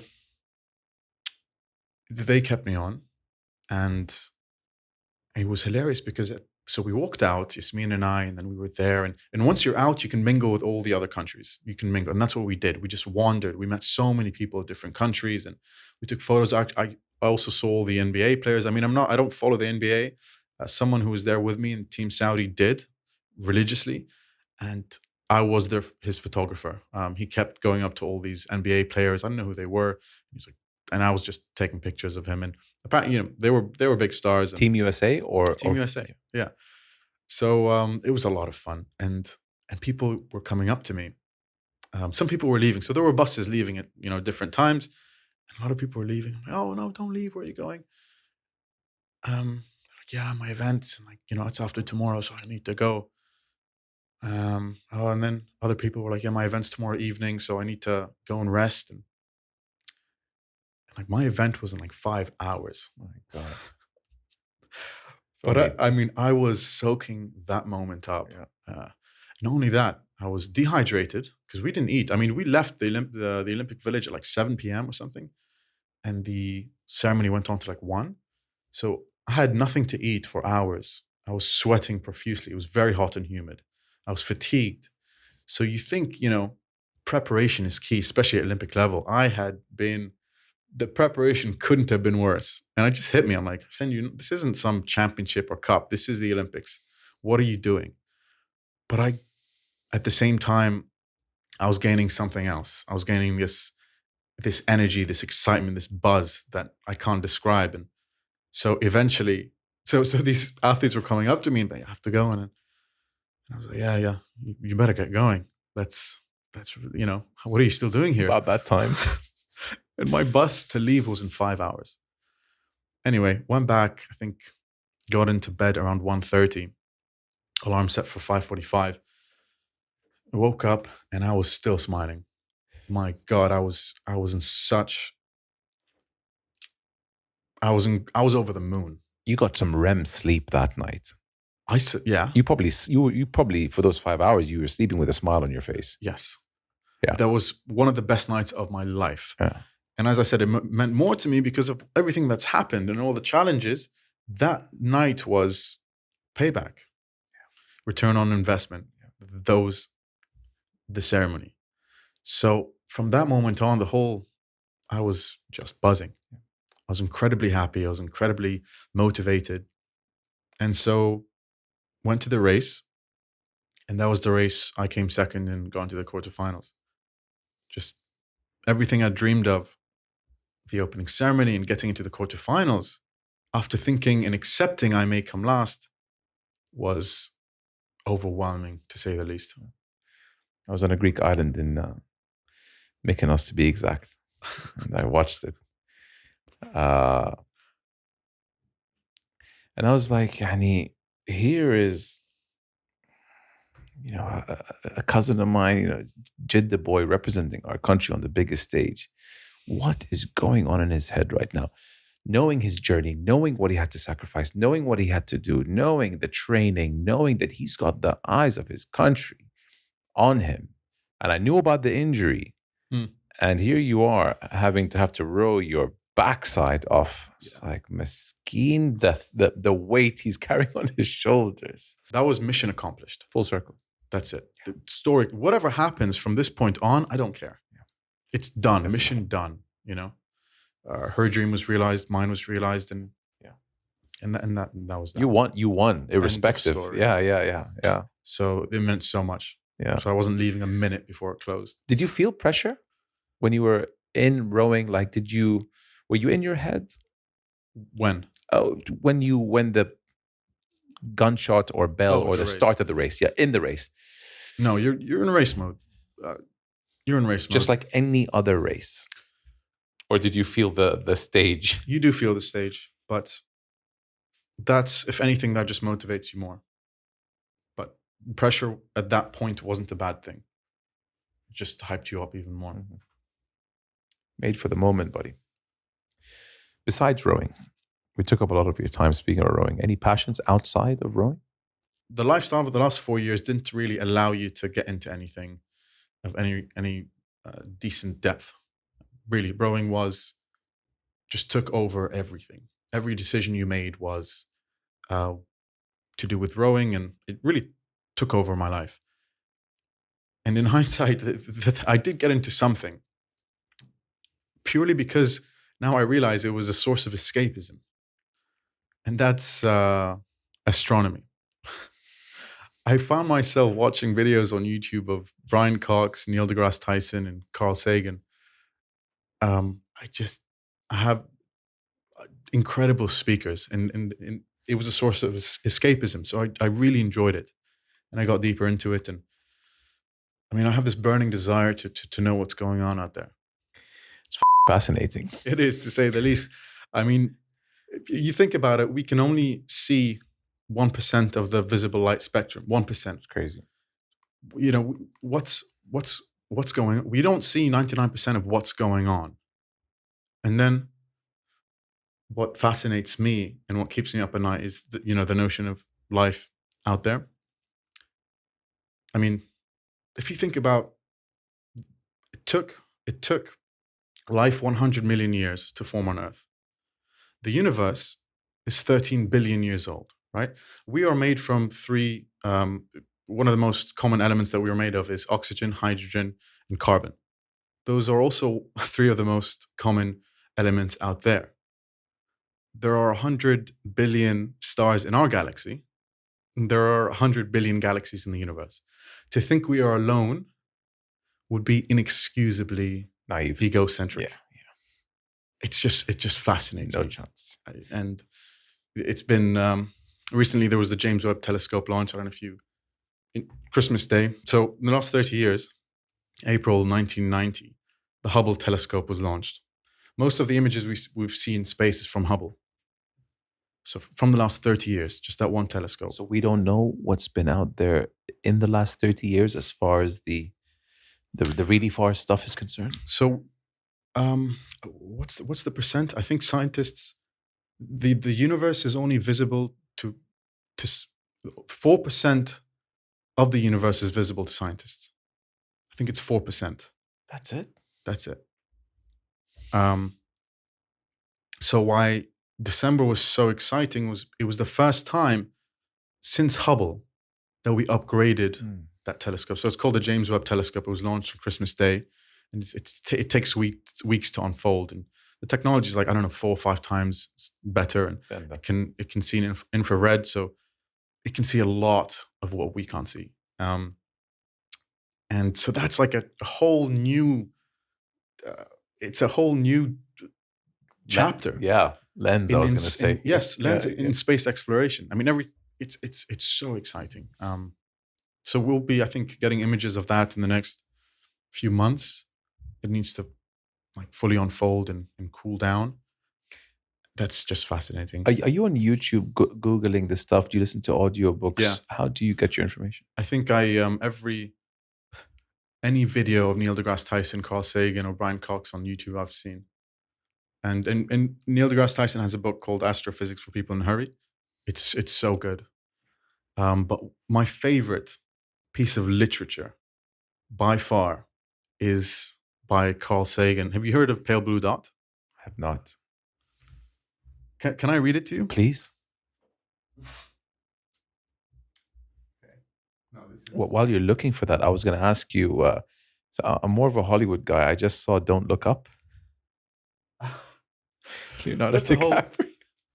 It cracked me up. That's scary. I mean, a comet coming towards us is my biggest nightmare for sure. Not that. Just how people react. Correct. Because it's telling of what the reality is. Yeah. I loved how they compared it to how politics is currently run. It's brilliant. It's brilliant. That's why it's terrifying. Pushing the narrative of, yeah. But that entertained me, that movie. I actually enjoyed it. Yeah. Okay. So this is Carl Sagan. There's a photo, and you'll probably put it up. And he's referring to this photo. And he says, quote, "Look again at that dot. That's here. That's home. That's us. On it, everyone you love, everyone you know, everyone you ever heard of, every human being who ever was, lived out their lives. The aggregate of our joy and suffering, thousands of confident religions, ideologies, and economic doctrines, every hunter, forager, every hero, coward, every creator and destroyer of civilization, every king and peasant, every young couple in love, every mother and father, hopeful child, inventor and explorer, every teacher of morals, every corrupt politician, every superstar, every supreme leader, every saint and sinner in the history of our species lived there, on a mote of dust suspended in a sunbeam. The earth is a very small stage in a vast cosmic arena. Think of the rivers of blood spilled by all those generals and emperors so that, in glory and triumph, they could become the momentary masters of a fraction of a dot. Think of the endless cruelties visited by the inhabitants of one corner of this pixel on the scarcely distinguishable inhabitants of some other corner. How frequent their misunderstandings, how eager they are to kill one another, how fervent their hatreds. Our posturings, our imagined self-importance, the delusion that we have some privileged position in the universe, are challenged by this point of pale light. Our planet is a lonely speck in the great enveloping cosmic dark. In our obscurity, in all this vastness, there is no hint that help will come from elsewhere to save us from ourselves. The Earth is the only world known so far to harbor life. There is nowhere else, at least in the near future, to which our species could migrate. Visit, yes. Settle, not yet. Like it or not, for the moment, the Earth is where we make our stand. It has been said that astronomy is a humbling and character-building experience. There is perhaps no better demonstration of the folly of human conceits than this distant image of our tiny world. To me, it underscores our responsibility to deal more kindly with one another and to preserve and cherish the pale blue dot, the only home we've ever known. Close quote. Goodness gracious. That is my favorite piece of literature. It's a masterpiece. It's called Pale Blue Dot. I recommend you listen to it from him, YouTube it. It is inspirational. Astronomy, who would have guessed, Mr. Husein? It's fascinating. Soothing, huh? It is.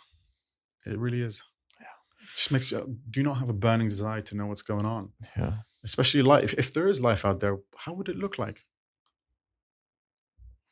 It gets me. It gets me all the time.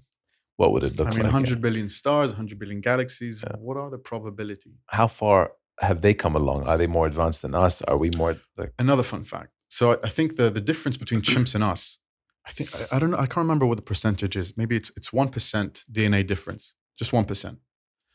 And chimps can, relatively speaking to us, they're hardly considered intelligent. Okay, they can use tools here and there, but you can't compare them to us. We're civilization. That's just 1% difference. Can you imagine what another life form would look like if they were just that 1% more advanced than we were? Yeah. If their DNA was that 1% more. They would, like Stephen Hawking would be, their toddler would be as bright as Stephen Hawking, the most brilliant mind, one of the most brilliant minds we've produced on this planet would be probably the equivalent to a toddler in a civilization 1% more advanced. I see what you mean. It's their world would look completely different, albeit just 1% positive in comparison to how you're saying chimps are 1% negative. Their world or cities as we know them would be completely unrecognizable. Yeah. And we've developed mainly in the last, we had the Industrial Revolution. Yeah. So how would a civilization look like if they were developed, thousands of years ahead of us? Just thousands of years. Now we're talking about life has evolved on Earth in 100 million years. 1,000 years is nothing in that timeline. Nothing. I don't know how this civilization is going to look like in 100 years. It's Yeah. going to be unrecognizable. Unrecognizable. As much as it is unrecognizable to those born in 1900, Yeah. 120 years ago, as unrecognizable as it is. I don't think planes were flying then. People were communicating with those who were within earshot of them. I don't even think mail was happening back then. It blows my mind. Isn't it just nuts? Blows my mind. So this was a form of escapism for me, and it was beautiful. Wow. I loved it. I think when you are so involved in something, you need something on the other side of the spectrum that can give you, just solace. Literally out of this world. Yeah. Yeah. Get me out of here. What I love about how sports is run in the country now, and how Prince Abdulaziz is running his ministry, is how if you are good at something in any capacity, in any of the 339 events that we touched on, if you're good, you'll be discovered and you will be put in a position to be the best version of yourself, so one day you can represent the country. What does that mean to you? And especially how it ties into the future of sports in Saudi Arabia. So this is how one of the ways he has revolutionized sport in this country. And it's telling that he was once an athlete.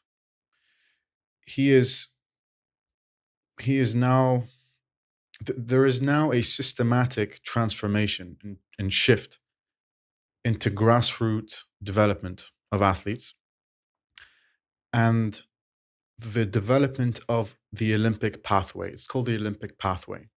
The pathway from when you are in school to the Olympics, that pathway needs to be detailed and as easy as possible for athletes.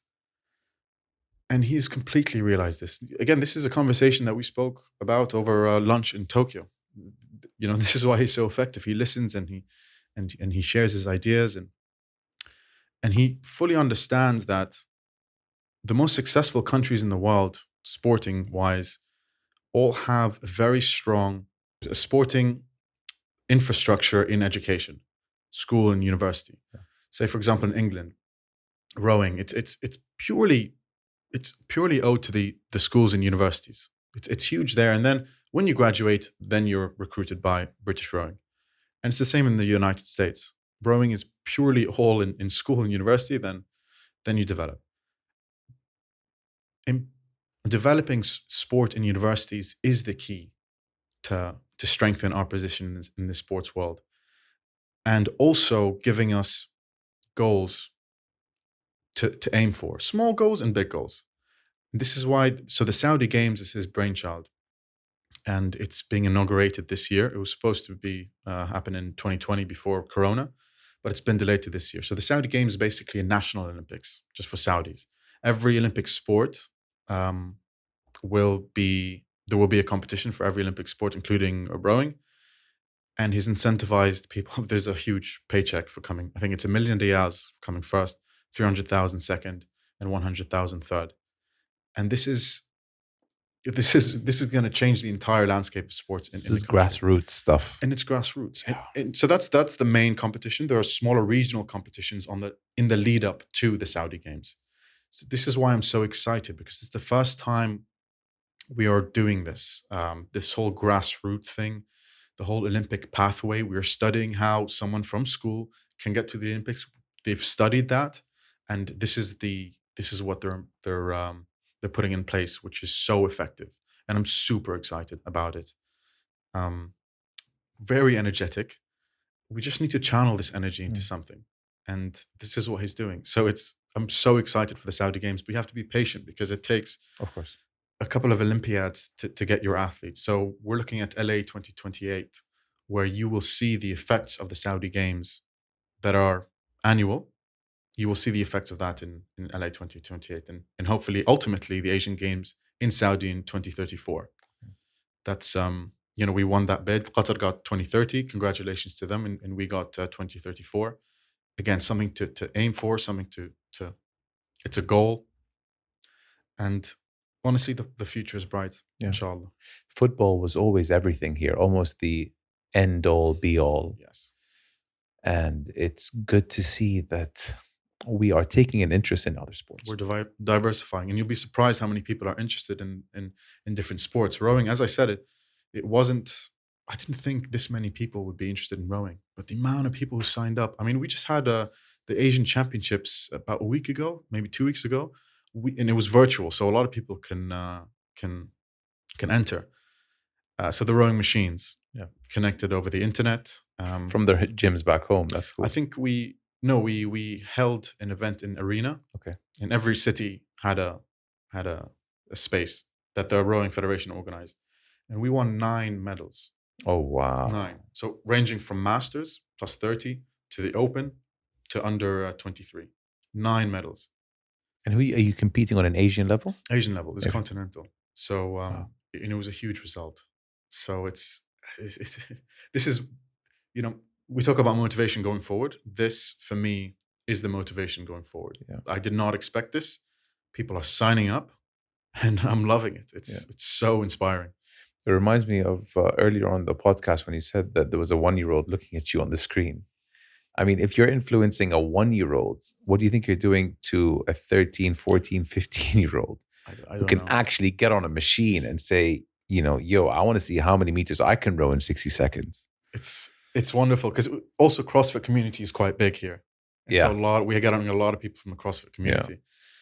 I mean, I don't know. In a world where it's every man for himself, I think the only way you can win the hearts of the masses is by being a source of escapism or being a source of inspiration.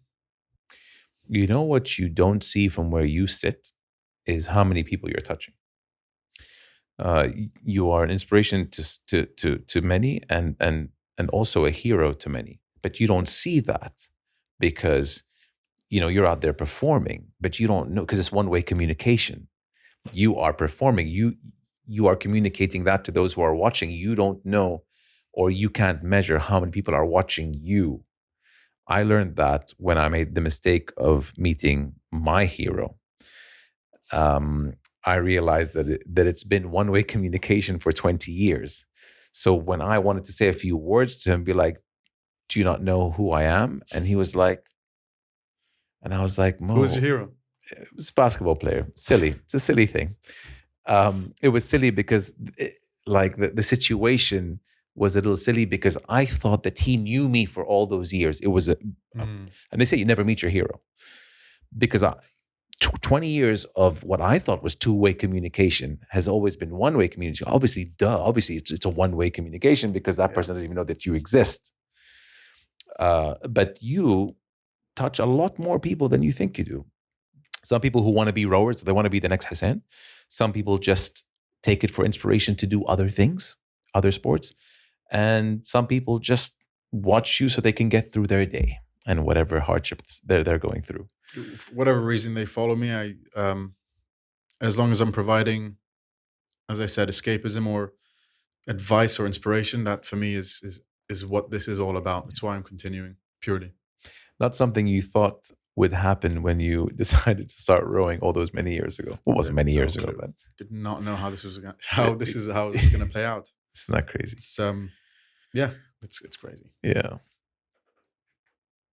So looking back on the whole experience and what you asked of your body and your mental strength to go through while you were performing on the world's biggest stage, how did you reflect on it coming back home, meeting family, watching videos, getting their feedback?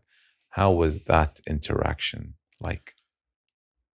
It was not as I expected. Running along the theme of the previous 4 years, it was amazing. So in the last 4 years, you think that the summer of 2020 or 2021 now would be the best summer of your life. It's when you can celebrate, you can ease off, you can have fun, and it was the first time where you can be free. And it was nothing like it.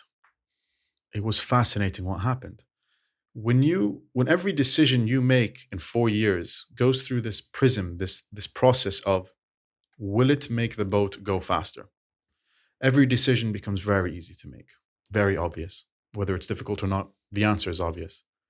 But when you take that away, you lose you, you lose the ability to make decisions. The last 2 years has, been a roller coaster for you, ups and downs. What would be your biggest takeaways from how the last 2 years unfolded for you? Two main things. Obviously, you learned a lot, but really it boils down to two things. One we already touched upon. It's that perception of happiness. No status symbol or achievement or title can get you happiness. Uh, that's certain, and I speak from experience. We already touched upon that. The second thing is the true meaning of resilience. Now, if you were to ask me what the definition of resilience was 4 years ago, I would have given you some generic answer, the definition of the word. But now there are certain moments and things that got me through all those. I was put through a lot, but there are common themes that pulled me through each of these things. And I only realized it by looking back and a bit of introspection. And anyone listening, I'd really encourage you to write down, after you get through each challenge, write down what got you through it. You'll find that over time, they're the same things. For me, there were four. First, it's setting small goals, small short-term goals, apart from the big one in the end.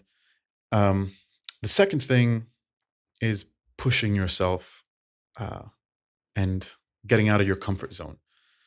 Now, that is probably the most important one because that's literally where you grow. So I'll give you an example of that. In 2019, I entered the Asian Indoor Championships, the rowing machine, and I was leading for 1900 meters out of 2000 until I pushed myself beyond my limits and I collapsed physically in the last 100 meters. I went from first to third. Now in rowing generally, especially on the rowing machine, if you're leading with 100 to go, you've won it, pretty much. So to go from first to third is by complete collapse is unfortunate. But anyway, I went into a zone I had never put myself before. After the race, I put down the handle and I fell backwards. And they tried to lift me up to take me to the ambulance, but my legs wouldn't work. They physically wouldn't move. So they had to drag me in and they gave me oxygen and glucose. Were you out? Were you conscious? I was in and out, but I knew what was going on. I can see. And so at the end of that race, I lost vision in sight. It was far beyond anywhere I've been, but because I was on course to break the Asian record. Okay. So I really wanted it until I physically could not. Push yourself to the limit. Yeah. And that's why I didn't, on one hand, it was a failure that I missed out on the gold and the record, but at the same time, I was sitting in the ambulance or lying down and I was actually pretty happy because I'm like, this is the first time I have really explored the limits, my physical limits. And not many people go there. No, and I had a great time in the ambulance because I really did. I was looking up being like, I've just basically unlocked 5% of my potential. You can use that extra 5% in training or in a race. You have that extra 5% to push yourself. Is it dangerous, Husein, to be pushing yourself to such limits? I don't think your father was happy. I don't know the answer to that question, to be honest. There was a photo that I showed my dad, but I couldn't show my mom because it was quite graphic. It was me lying down in the ambulance and I don't know if you're allowed to show it here. We'll show the PG version, but it was so that was one example of that. The second pillar of resilience is team. Surround yourself with people that genuinely care about you. The last one is control the controllables. Don't stress about the things you can't control. What you're essentially doing is carrying extra baggage and weight for no reason. That's what I did. You know how, when my journey became a need, not a want, when I wanted it, failure was not an option. I carried a lot of sandbags with that mentality that didn't need to be there. That boat was weighed down by extra weight that was unnecessary. So those four things for me were essential. And I actually gave a talk in Kaus last week about resilience and it really resonated with people. So my message to people is when you overcome challenges and maybe look back at the last 4 years, note down what got you through that, and you'll find commonalities, and just recognize it. If you recognize it, then you'll be better equipped and faster to react to things in future. Yeah. It's just as simple as that. So I heard parts of your speech at Cast, and I recall you telling people the importance of having a goal, 5-year plan. Looking back 5 years ago, did you say in 2016 or 17 that, I want to make the Olympics and No. what was your 5-year plan 5 years ago? I didn't have a 5-year plan, and it's normal not to have a 5-year plan, especially when you're graduating university, when you're at that age. There's this wonderful article by Stephen Kotler who spoke about how to find your passion. We're told a life of passion is a life of meaning and is a life that will likely lead to success and happiness. And it's true. So I found this so interesting because it was applicable. You can find a billion motivational quotes out there about how to find your passion, but they don't really tell you how. They just tell you how important it is. So in this article, Stephen Kotler, he breaks down a simple process that you can do at home after listening to this, I guess, about how to find your passion. So what he says is, write down 15 things that you're curious about, that you wonder about. His way of doing this is multiple streams of curiosity exist at an intersection called passion. If you find your passion, you can then find your purpose. So write down 15 things that you are curious about, that you wonder about, and then create a Venn diagram and work out where 3 or more of those things intersect. Multiple streams of curiosity exist at a sweet spot called passion. That's the sweet spot. Where those 3 things intersect, that's where the dopamine is, that's where the neurobiology is. That's you. And then write down 15 things in the world, problems in the world that you would like to see solved. And then figure out how your passion can best serve one of those 15 things. Multiple streams of curiosity leads to passion. Figuring out problems in the world that would be best served by your passion leads to your purpose. And I thought that was a really interesting article. And It's beyond interesting. it just breaks it down. Kotler was behind? Stephen Kotler. Kotler. Yeah. Flow Genome Project. He's a genius. Because you'll only work to the best of your abilities in something that you're passionate about. Right. And maybe then you can solve a problem or two. But if you're working on something because of a paycheck, you're not going to work on it passionately, nor will you go above and beyond. But I have to recognize, we don't live in a world where everyone can do what they're passionate about, obviously. Let's be realistic. For real, yeah. But this is just a good way of, it's a good exercise. Yeah. And it may help. Yeah. Intriguing stuff, Husein. We spoke about what your parents meant to you growing up. Instrumental in you becoming the gentleman that you are today. There's no doubt about that. Outside the realm of your parents, are there any role models out there for you? Outside the realm of my parents, no. And I don't.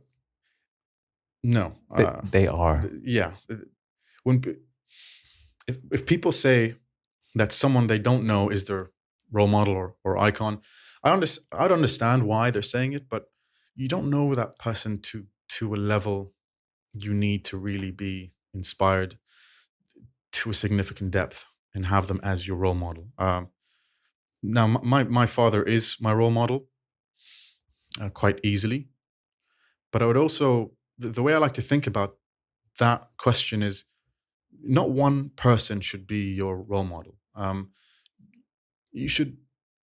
You should have a bunch of people that you like particular things about them. You take one aspect from this person, one aspect from this person, because if you have one person that you admire and idolize, that person's already taken. You can't be that person. So you take what you like from different people you meet, and then you combine it into this hypothetical new person that you want to be. Makes total sense. You always hear about don't try to be person X because person X is already taken. It's taken. So take the best of the people you admire, and there's going to be more than one. Combine it, and that's you 2.0. I sensed that your parents were your role models, but I wanted to see if I can push you beyond that, but you didn't budge. No, I mean there are people you respect, and Sir Steve Redgrave won 5 Olympic gold medals, 5 consecutive Olympics, which is crazy. That Longevity. incredible, incredible knighthood, well deserved. So you respect people like that, and you take what you can from them, not all of it. You take the traits that maybe got him there, and put it into you 2.0, and that's your icon. Are you stronger today than you were a couple of years ago? Do you fear much today? Is there anything that scares you? Sorry, there were 2 questions there. Yeah, in one. no, I would say I recognize, and this is important. This is why I'm saying, it's important for people to look back and identify what their pillars of resilience. Identifying my pillars of resilience is in itself a tool that strengthens you. You now are aware of what tools you may use that are at your disposal to get you out of trouble. But something that scares me, I mean, we mentioned, when I look back at the last 4 years and I think, what's led me to this position, making decisions that have immense consequences, that's sort of scary. I mean, I think you make 2 main decisions in your life that the most important decisions in your life are 2. 1, what university you go to, and 2, who you marry. Now, I was torn between the US and the UK. It was between Edinburgh and Georgetown. Had I gone to the US, I don't know where I would be. I had no clue. And the fact that I chose the UK, the rest is history. And I'm extremely grateful for it. And it's given me closure for that decision. And then the second choice is obviously who you marry. And so what scares me, I guess, is how these decisions, and one of them is you take at a young age, shapes the rest of your life. You may marry the person you meet at university. So that decision, where you go to university, is essentially going to shape the rest of your life. That scares me. I hear what you're saying. I hear what you're saying. It's crazy how important that decision is. And some people make that decision, say, based on friends. And I had way more friends in the US. And I'm glad it was my mother who actually wanted me to stay in the UK because it was closer to home. She can see me more. Never make decisions based on friends. Always. Absolutely. Half of those friends aren't my friends anymore. Absolutely. So we are approaching 1 a.m. here in Jeddah, Husein. I don't want to keep you for much longer. I got a few more things to throw at you before. okay. God, what an episode! I'm enjoying myself. I can keep him here for a few more hours. We go through things in life that we think helped us or didn't help us, or a learning experience, not a learning experience. Looking back at everything you've been through, is there anything that you would choose to change if you were to have to be born again or go through it again? Short answer is no. Alhamdulillah, I'm extremely blessed, and I'm grateful for it, and I'm aware of it. I would say what I would change is I would take less for granted, to appreciate the little things. But at the same time, that comes from experience. Only experience can change perspective. But there are a lot of things that I wish I didn't take as seriously as I did.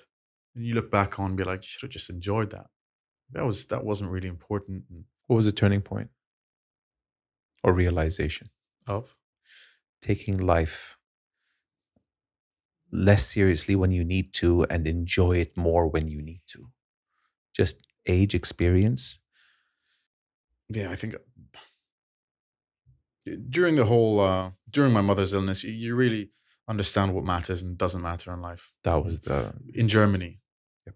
when we were in that town, it really honed in on what is important everything that was important to me was in that town. Everything else, I realized, why did I stress about this? It's so insignificant. No wait. And a lot of people, yeah, a lot of people carry that extra weight unnecessarily. And if you change that perspective, you will live a happier life. And also, I wish I didn't compare myself. I mean, social media on one hand it is a curse because it is a tool for comparison. That's what it is. So just don't compare yourself. Stay in your own lane. Everyone is on their own timeline.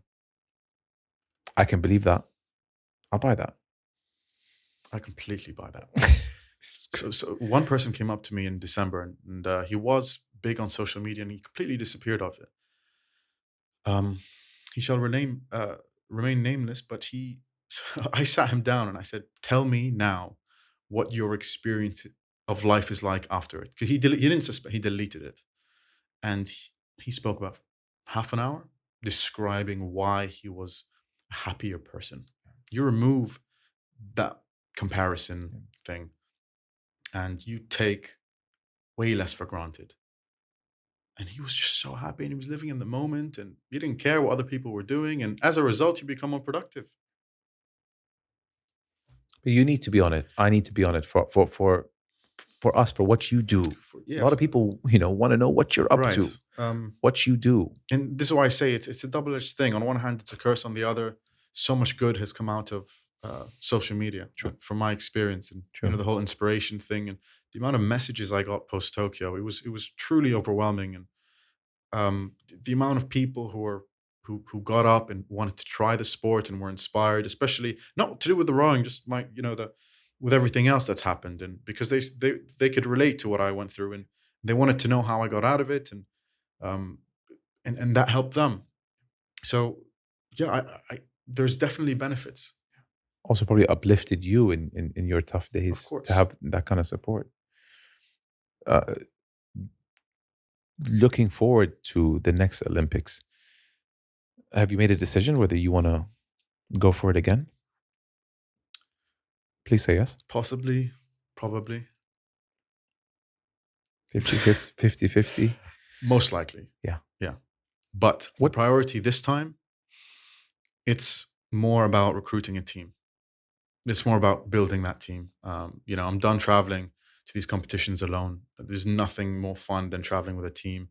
And it's time to build a team for the future. I mean, we're aiming for LA 2028 now for a team, proper team, a competitive team. That for me now, currently, my biggest motivator is gathering a team, recruiting a squad. Do you see yourself sticking with Saudi rowing in some capacity after your rowing days? Yes, I do. I think I'll forever be a part of that federation. It's so dear to me, and it's a way of life in a way. It's a family. So, and it's a the amount of people I meet through it, and you don't have to be a competitive rower to do rowing. It's a lifestyle. It's a healthy lifestyle. It's also, it could be fun on the water, just on the weekends. I mean, it can get so many people up and involved and healthy, so many walks of life. So it's so much more powerful than just elite sport, and that's my way to connect with people. You gave Saudi a presence in a sport that never had a presence in a sport. It kind of reminds me of Cool Runnings with Jamaica. I didn't even make that comparison. The bobsleigh. Yeah. Okay, maybe not so drastic, but we never had representation in rowing, Husein, and you built this community where people are now rowing and saying, you know what? Well, because 50, 60 years ago, football meant nothing to us. And we've qualified for the last 4 out of 7 World Cups, and now it's the number 1 sport. Yeah. With rowing, you were that seed. We never had rowing representation. I'm calling facts. You planted that seed. There was a team. There was a team. There were other people involved. Karim Sultan, Mohammed Hadrawi. We built the team as time went on. So, it's not. It wasn't just I can't take all the credit. There are Yusuf Zaidan, current CEO, Tariq Sega, Bill, Dan, Abdussalam. There's just so many people who played Behind the scenes, yeah. behind the scenes. Most of them, came in recently. We were on our own for about 2 years, Bill and I. And then, I met all these incredible people that made Saudi rowing what it is today. Yeah. People gravitated towards you guys. Watching the sport grow is therapeutic in a sense because it was pretty much non-existent in Saudi a couple of years ago. And here we are competing for a medal in Tokyo. We've got Paris coming up in a couple of years and then LA in 28. That's exciting. Who's to know where we'll be then? Sign up. Sign up. We'll put all the ways for you to reach Husein in the description box. In the link below. In the link below. Like and subscribe. How can people follow you best for those who wanted to reach out to you? Is Instagram, Twitter, is that? No, Twitter is a bad place. Okay. People there are just out to get you. And you can't message as easily, yeah. No. Out to get you. They really are. Instagram. I post any updates on there. I don't post often. I only post when there's an update. Okay. I should probably work on it. It is time consuming, but I only post when there's something interesting too. Mm-hmm. But yeah, DM. I'll look at it. I'm thinking what's the average age of Olympians in rowing? Early 20s? So this is fascinating. So the gold medalist in Rio 2016 was 37. Goodness, 36. it's almost me. Okay. The gold medalist in Tokyo, I think, was 21 or 22. Oh, wow. 15 years. Huge difference between the two. That's crazy. Mahe Drysdale and the Greek. This is the single. Okay. Yeah. So a 21-year-old in Paris 24 would be 18, 17 today. And in LA, if my math isn't wrong, would be about 11 years old today, 11, 12 years old. This is actually quite inspiring for these youngsters who are either 11, 12, all the way up to 17 that, you put in X amount of years into the sport now, even if it's something new to you, as it was for you only 3 or 4 or 5 years ago.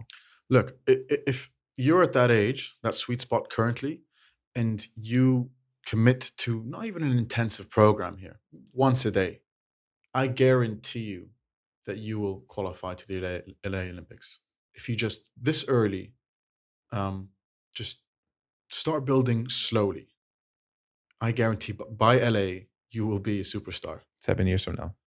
Easy. You had how many years? 4. So they would almost have double the amount of time that you had. Oh, yeah.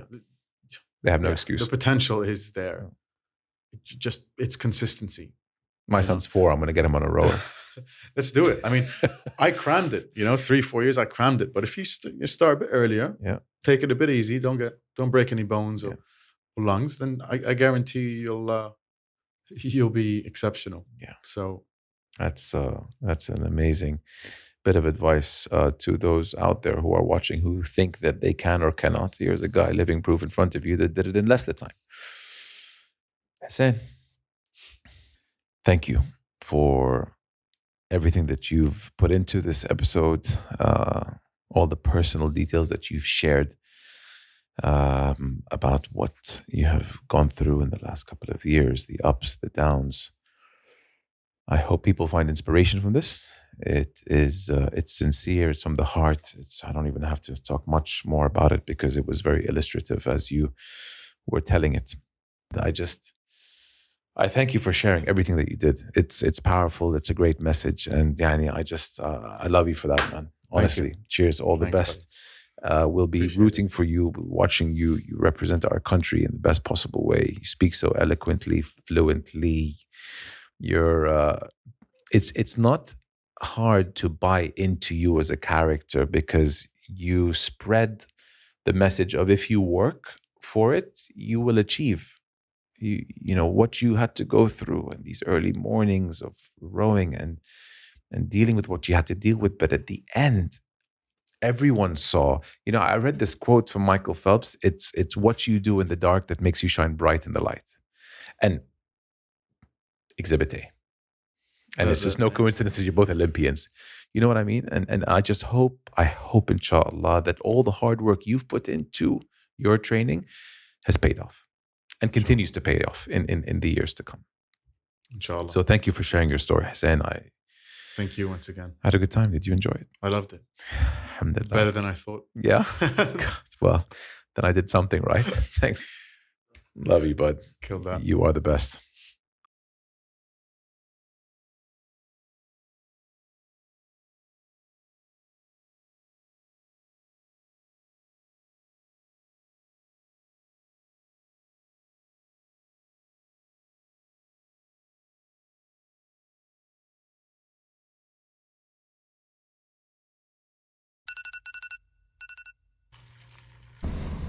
Good morning, Mr. Barry. Right, well, you know what we're up to today. Indeed.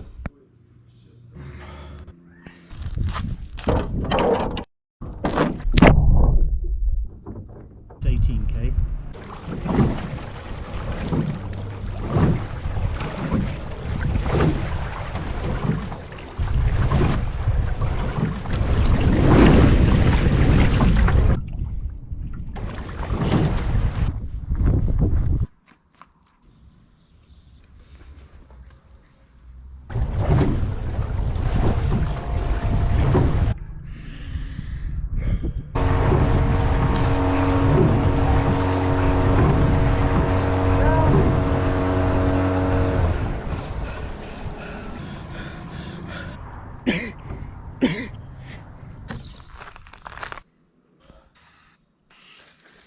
Look at how much he eats. Healthy stuff. No pancakes. I'm going to sit on the balcony for a bit. Okay. Bye, guys. Bye-bye.